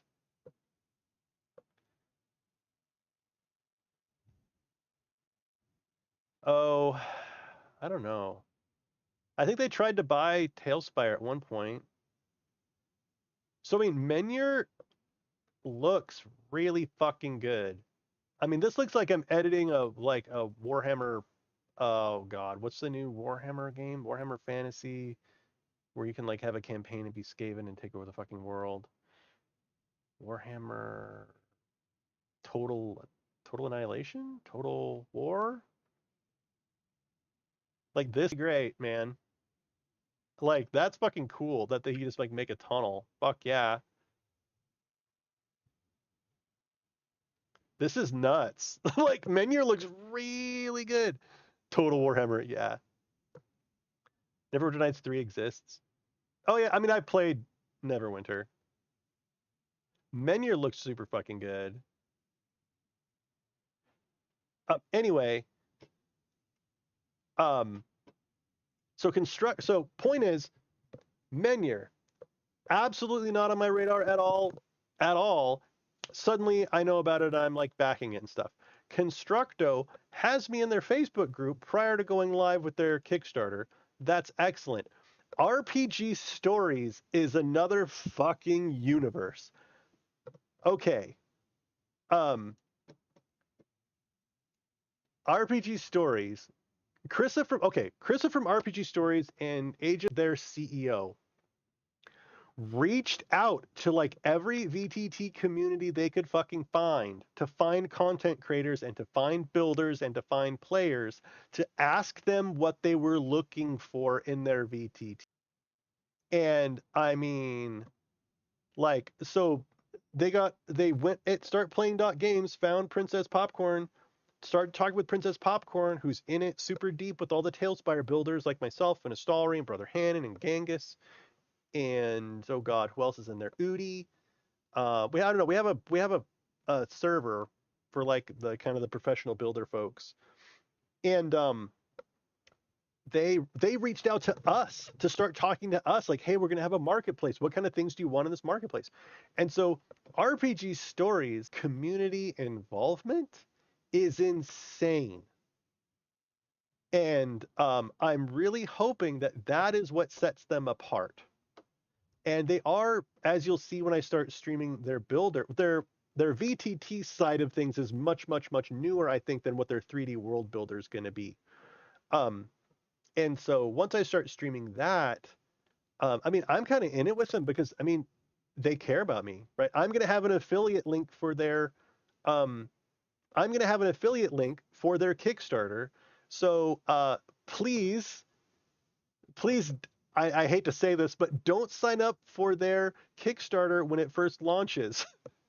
Wait until you can get my link and then pledge after using my link, please. Because like I get a kickback, basically. I'm invested, you know. Have you talked to Johnny or Jason at Bouncy Rock? No, Eat to Surf. I've tried. I mean, actually, no. The answer is yes. I have, and they don't want to talk to me. They don't have any interest in talking to me. I don't want to get spun up on my issues with Bouncy Rock and Tailspire right now. The short version of that is that Bouncy Rock did their Kickstarter, Bouncy Rock did their early access, they got their money, and now their interest is in waking up every day and working on something they want to work on. The end. Um, they are not beholden to users. They are not um, they're not beholden to anybody. They have a feature list that they sometimes will look at and kind of honor. They're engineers, right? It's 3 engineers that now have the money to work on what they want to work on, and they don't have to answer to anybody.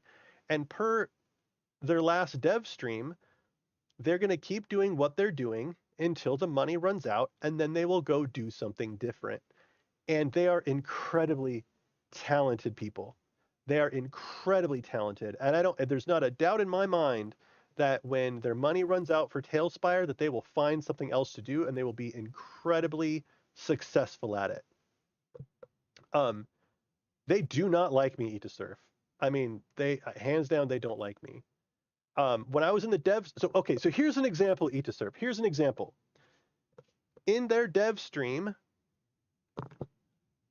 I asked the question in their dev stream.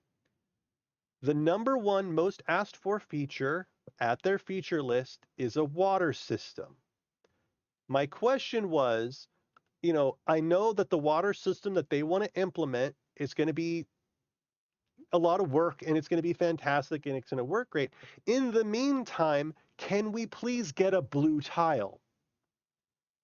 We need a fucking blue tile because we can't do even fake water. There's just nothing. It's just like an oversight. We have tons of red, we have tons of green, we have fucking orange, we have tons of everything, but we don't have a blue tile. So if we want to make like fake rivers, we have to use ice or we have to use beds.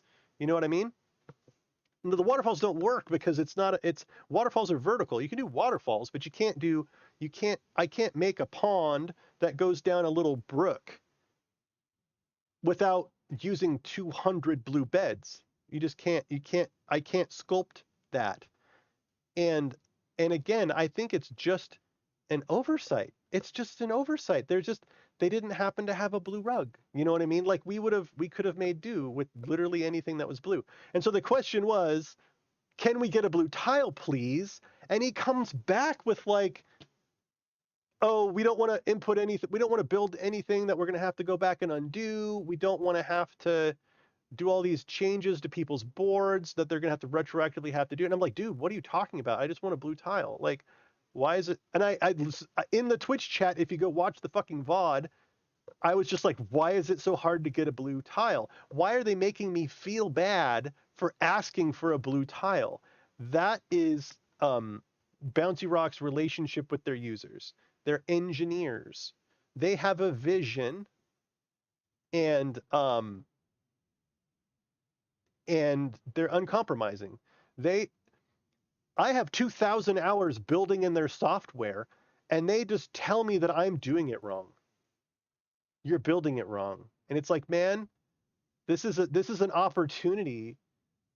It's an opportunity here. I'm throwing you the biggest bone to the builder community to just be like, oh yeah, shit, man. I'm sorry about that. You don't have a blue tile. Yeah. We'll take a look at it. That's all they had to say. All they had to say was like, I acknowledge you and I hear you.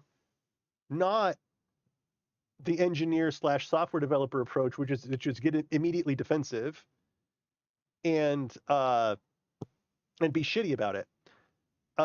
My other concern there was Udi asked if we could get a standard number, a set of standard tiles that we get with every asset pack. So like with Abyssal or whatever, we got like cool little corner pieces. We got like a bunch of really interesting things.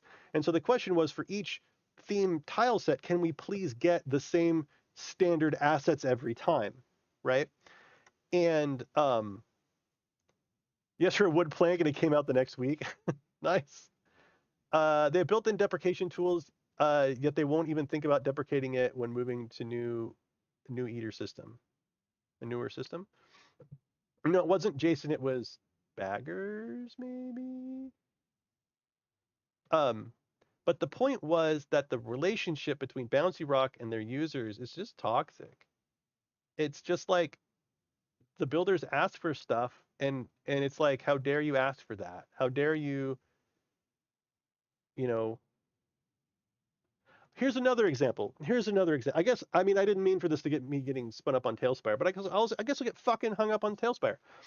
I asked, so he in the dev stream, he was placing a light, and he was rotating the light, and the light was shining where he was rotating it. And I asked, hey, I really like that light. Is there any chance that we could get a point light in the builder system that was just a point light that didn't have an asset associated with it?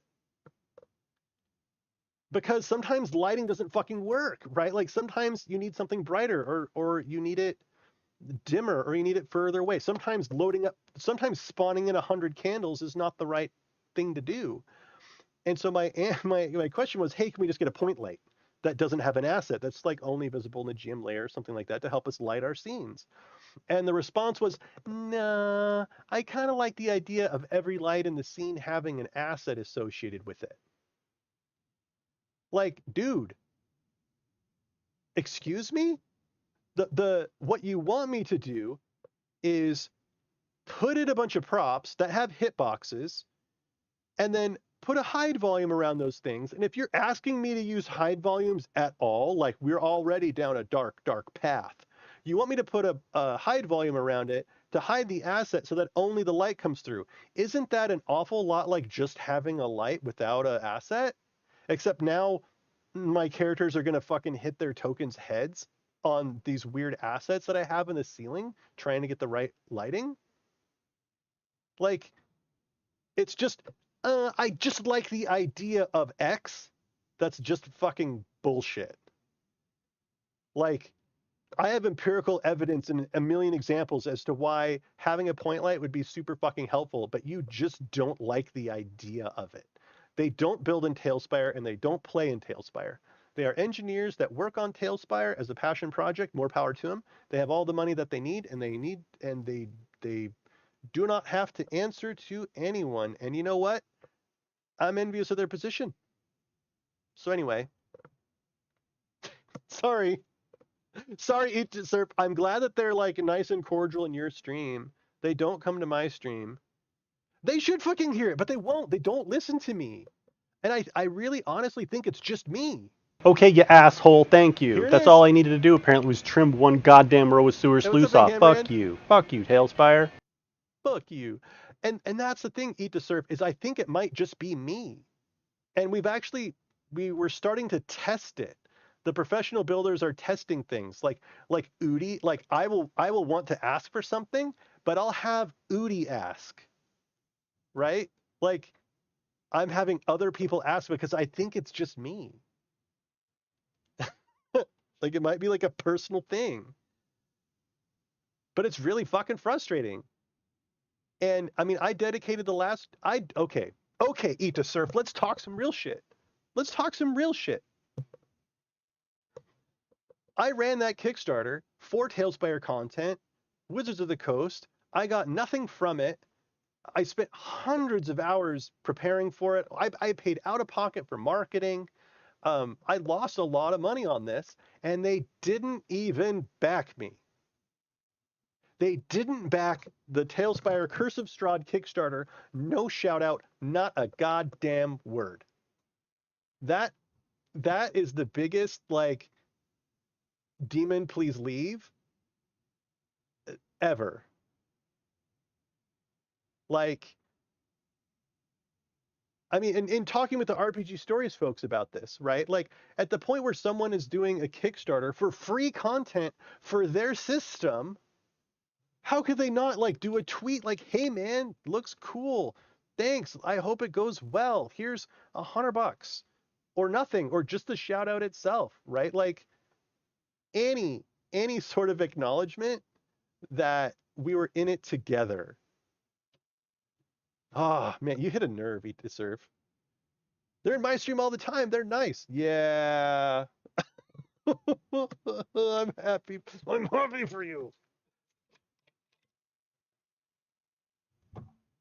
Yeah, I guess.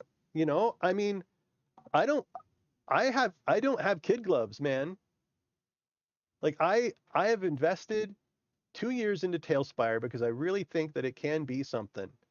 Um, and it's just really painful to have to walk away from it. Really.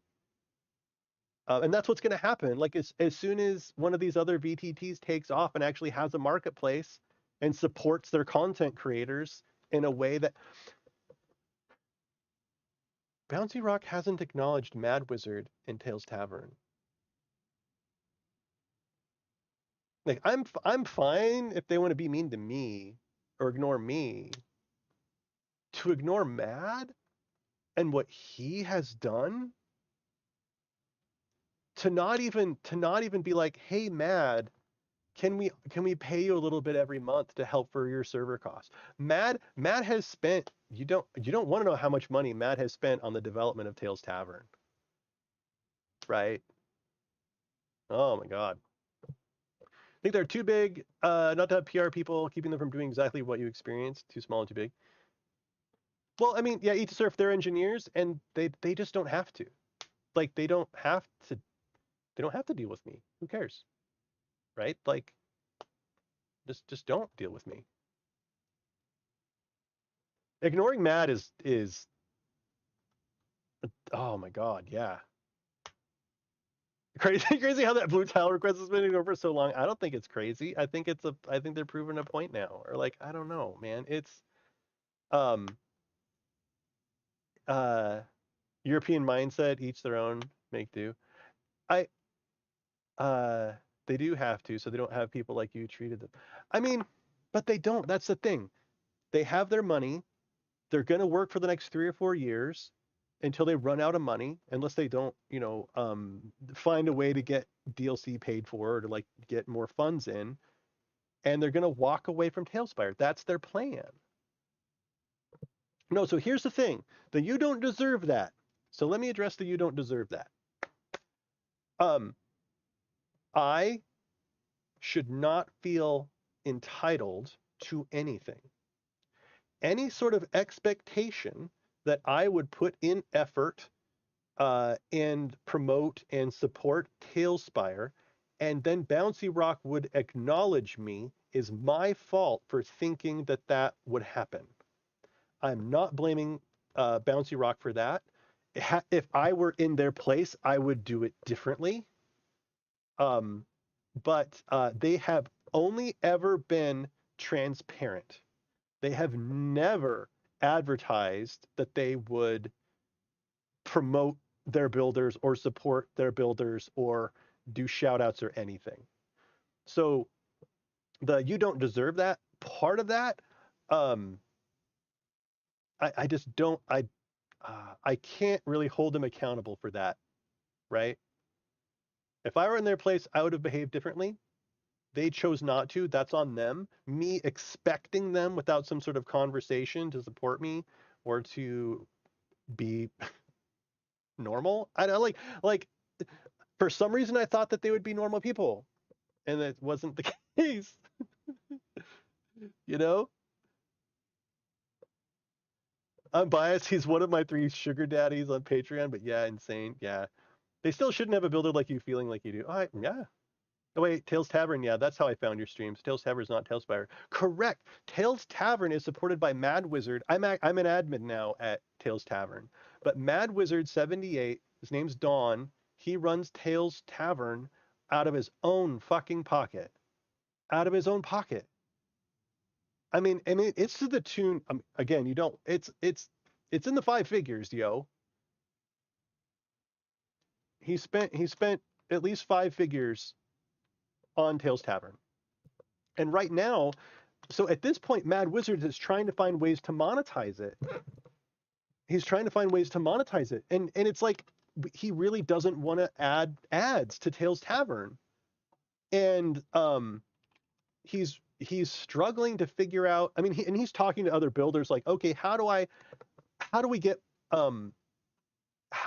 Mad paid for Tails Tavern and paid for his time? Right? What are the ideas? One idea was to run ads. One idea is to allow people to like subscribe to builders, kind of like Patreon. One is to add like a tip button when you're looking at what's a good one? I like Brother Hannon's Baba Lasaga. No. Brother Hannon's Windmill Bone Grinder. That's what it is. See, he built a better bone grinder. I have my bone grinder, but he puts 30 plus hours. Amateur. 30 hours. That ain't nothing, dude. Oh, Brother Hannon and his gifts, though. Sexy. But anyway, oh, dude, I love that shot. He's thinking about like adding a tip thing here. Oh, you work in that space, cloud, DevOps, hosting? Yeah. Mad Wizard does have a Patreon. I think it's just me, honestly. I mean, he doesn't really promote it. I mean, he's in that trap of like, should he promote it? If he does, will people get pissed? You know what I mean? And like, think that he just wants money. So,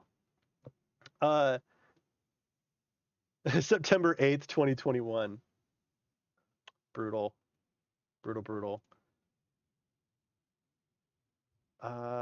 What am I? I should be the max. Why am I not the max? What's going on? Oh, he changed his tiers or something. Shit. Oh, fuck me. I need to... Oh, he lost them. He changed his tiers and he like lost everybody or something stupid. Yeah, I remember him mentioning that like months and months ago. So anyway, there's the Patreon. Yeah, he's providing a service, all those creations in one easy place to find. We need more plugin devs in the modding community. Yeah, time and effort gets old. It'd be nice to get the energy to stream if money came in.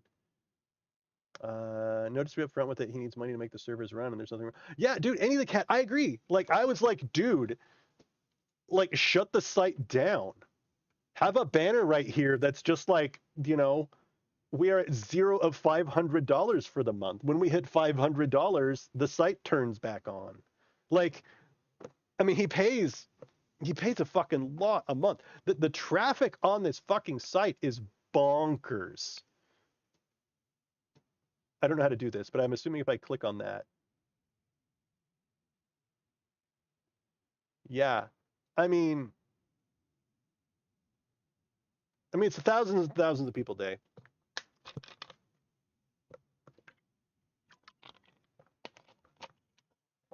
I don't remember how many boards he's up to, but he's over, I think, 4,000 slabs. I don't remember how many slabs a day he was saying people add. But yeah, so that, I mean, really, that is why I'm moving away from Tailspire. Like so here's the thing. You build a map in Tailspire and you cannot monetize it.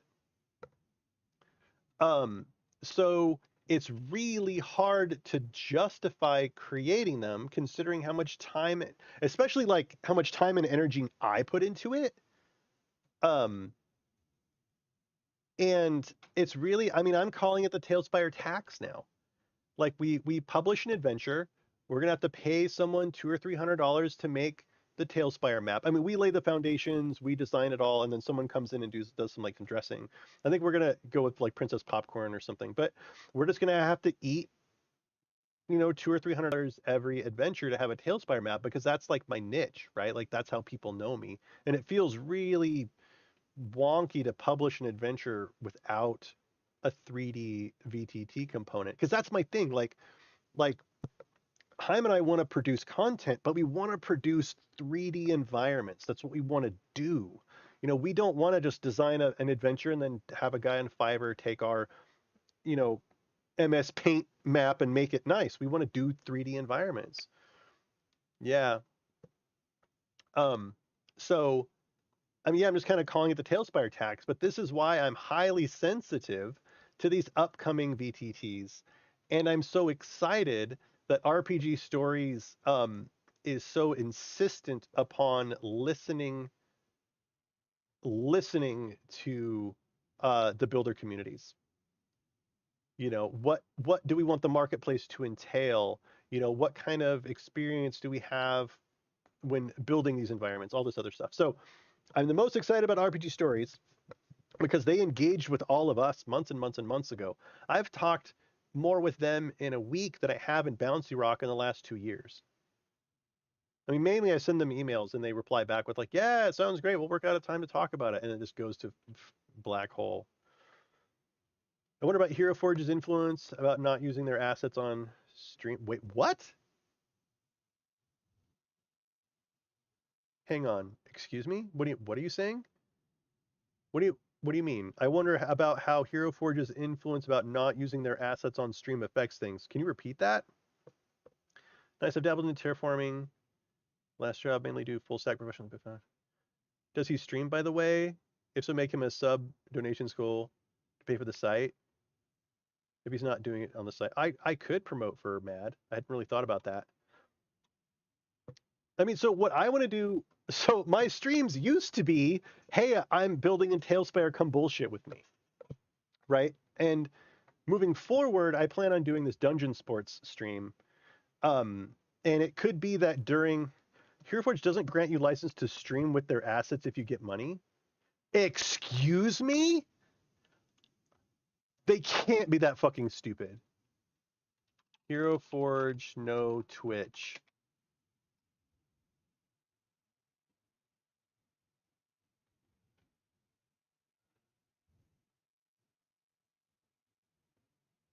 Where do you have a link to this information? I don't believe it. Myth busting.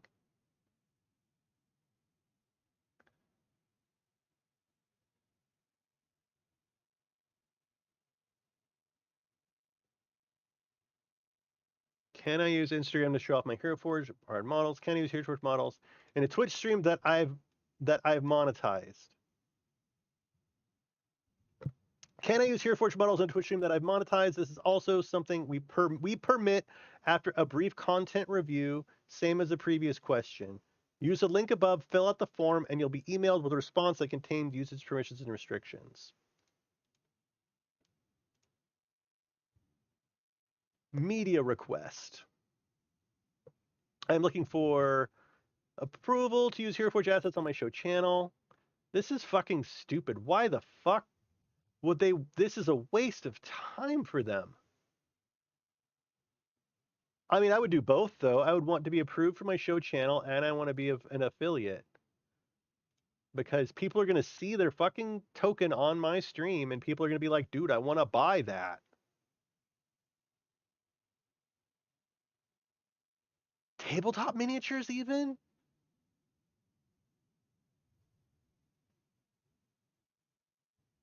Oh my god, are you kidding me? This is ridiculous. Don't give us a bad name approach. I don't know if any of these people understand business and publicity. No. You can't police this. You're going to waste your energy trying to police this? Who the fuck do you think you are, Watsy?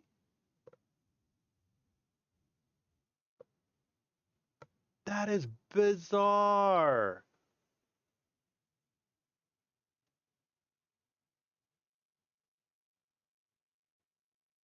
Oh my god, this is so weird. I mean, it's so restrictive.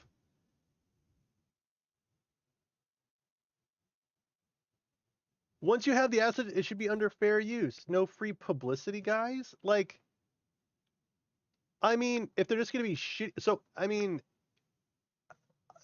I can't even wrap my head around it. Why they would feel the need to do that at all. Do they honestly think that if someone is running a stream and they're saying a bunch of shit and they're cussing and swearing, what would it take for them to say no? Right? I want to see what their terms. Okay, like what is their terms of agreement? Like what will you not do?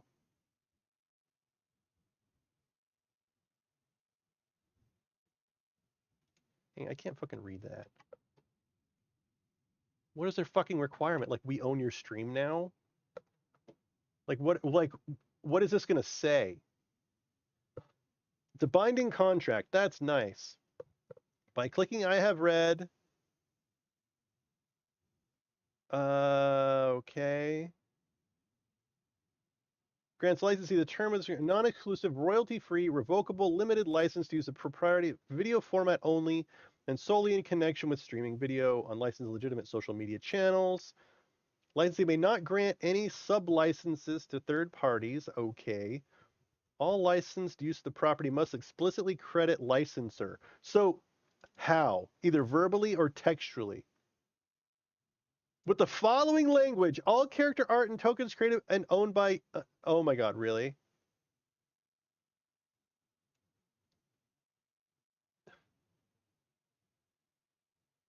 HeroForge.com is not responsible for the content of this show. Do they really think that I'm going to watch a stream and see a HeroForge token in the stream and think to myself, you know what? I think HeroForge endorses this stream.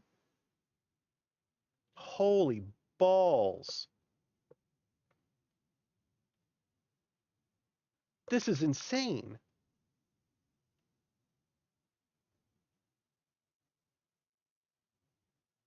Oh, hey, Hamrend. Yeah, yeah, yeah. Times are much simpler. They were talking one point at taking a percentage. Oh my Christ! If you make a mini, put it into my game, and I stream, I can take a hit. So you're not supposed to stream Tailspire with HeroForge minis. Wow, each player who brings their own mini. I think it's just the person who is doing the streaming. If they make a YouTube video, they have to put this blurb in there somewhere. This is fucking dumb as hell. This is the dumbest thing ever. Licensee may terminate this agreement at any time, and what happens? You're gonna DMCA me on YouTube?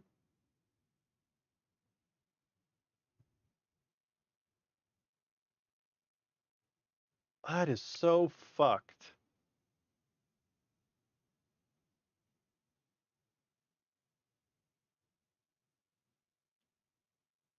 What? Like, just to think that do they have like 2 or 3 lawyers on staff that just like sit around and try to think of fucked up shit to do, like just to justify their own existence?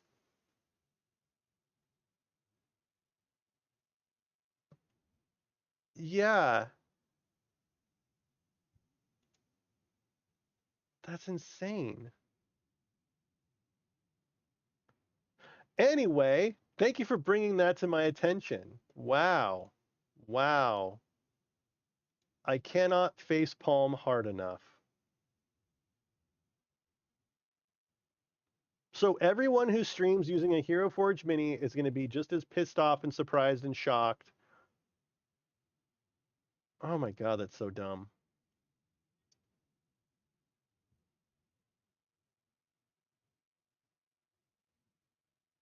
Fucking hell. You have to do it if it's 3D. Okay, so there's 3D virtual tabletop. You have to do it if it's tabletop miniatures, ordered and printed even.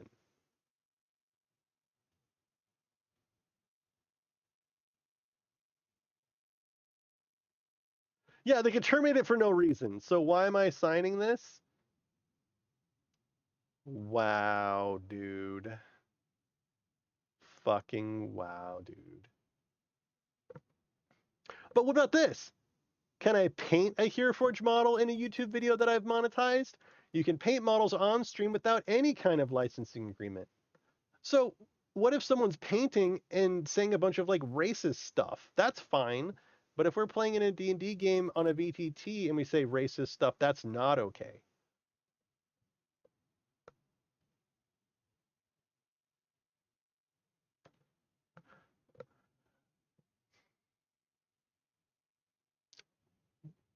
What? I can't even believe that. Thank you for bringing that to my attention. Thank you for bringing that to my attention. Holy balls. I wonder if painting it alters the mini enough to no longer warrant the rules. Maybe. Oh, they're finding ways to get that back at them right now. What the Christ? That's so weird.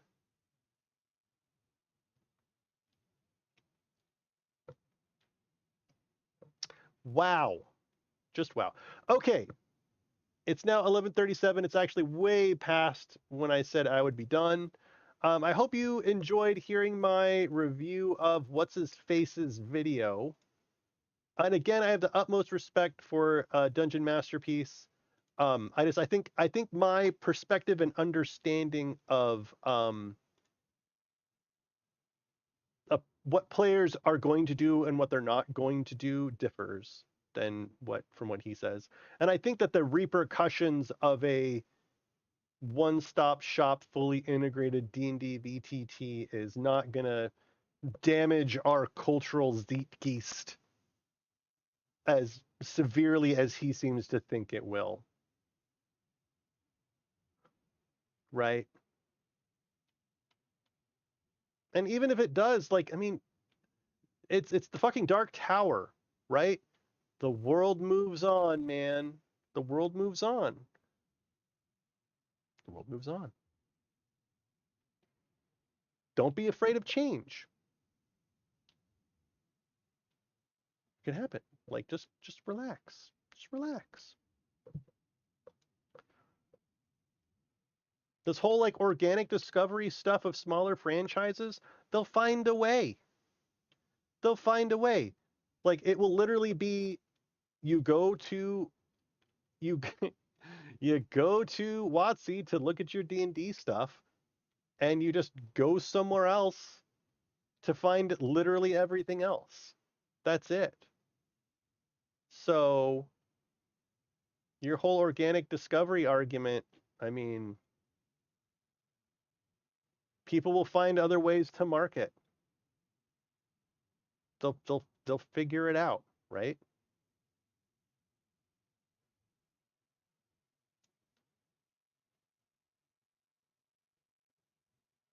This whole thing about how important PDFs are, that's dumb.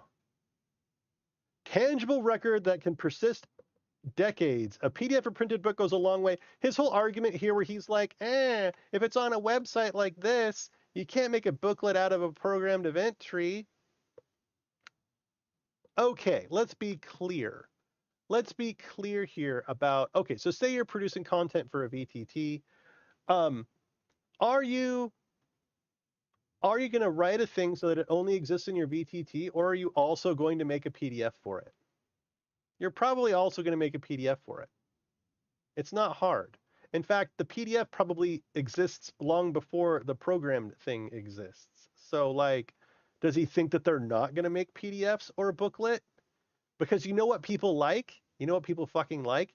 They like, actually not, this is the money thing. They like tangible books. They like tangible books. You want evidence? Do you want evidence about how people like tangible books? Unless he, for some reason, thinks that they're not ever going to publish tangible books anymore. Okay, let's look at the Mammoth Chronicles Kickstarter. And let's look at the one for the book. It's fucking nuts. Oh, there's 42. Oh, maybe you can't do it anymore because it's like the early bird. 168 backers all wanted the physical book. 193 backers here. Book plus all in digital. Like people want physical books, and I don't think WotC's gonna stop that trend. Why do English people? Okay, wait. Why do you English people even use the word Zeitgeist, even though it's German and means time ghost? Oh, any of the kind. I used it because he did. Whenever somebody's trying to like kind of sound important, that's the word they use. Right there, D&D Zeitgeist. Get as many forms as you can for people to exactly to surf. They're not going to stop making PDFs of things. It's just not. They're just not gonna. It'd just be silly of them to do that, right? Like, why?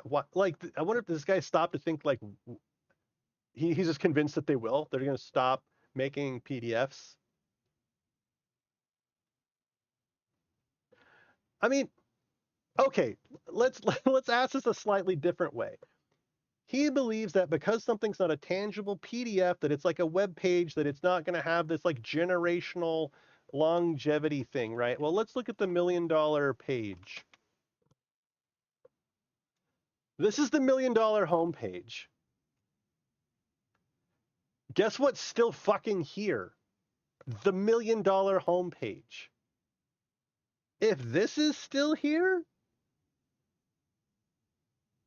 I feel like this is a perpetual, like, static piece of culture.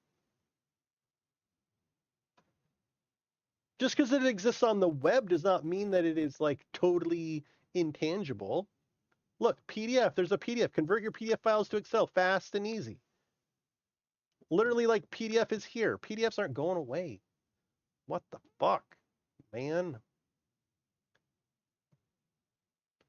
$1 per pixel. What a smart fucking guy. Unfortunately, a lot of these, a huge amount of these sites are dead now. I don't remember which ones are alive still, but whatever. Okay. Let's see if Voivo's on, because I want to raid Voivo.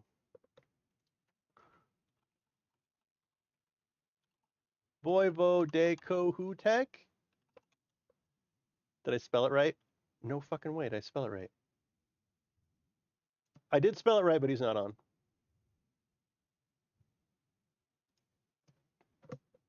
Didn't WotC specifically do 5e PDFs because piracy concerns? I mean, they probably also because of money.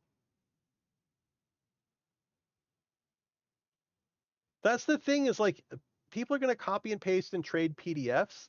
The goal is to make it so convenient that it's easier to buy them than pirate them. DM's Guild and Drive Through RPG add all titles to my Wizards library. So exactly like in Steam, I'm going to just buy them there because then I have them everywhere. I don't have to download, I don't have to have 300 gigs worth of PDFs on my computer. I can just log in on my friend's computer, go to my library and download the PDF and give it to him. Like, I mean, it's, in regards to piracy, you know, if one person's going to share it with 5 of their friends, at least you have 1 person in 5 buying your PDF. Age of Surf, that's my understanding, is they're going to dump Roll20. They're going to dump literally all third-party things, whatever that means for them. Man, I don't see fucking anybody. I really don't see anybody.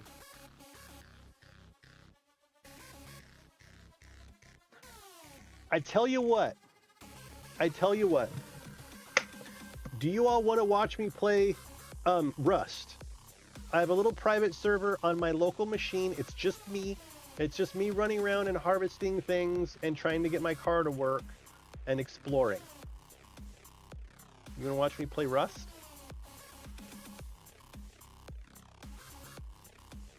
If so, I'll stop the stream and then start it again. And you can watch me play Rust. You've looked through D&D mistakes 4E they took. A nosedive and promised the moon. Oh, yeah. Do it. Okay. I can stream Rust. All right. So don't go anywhere.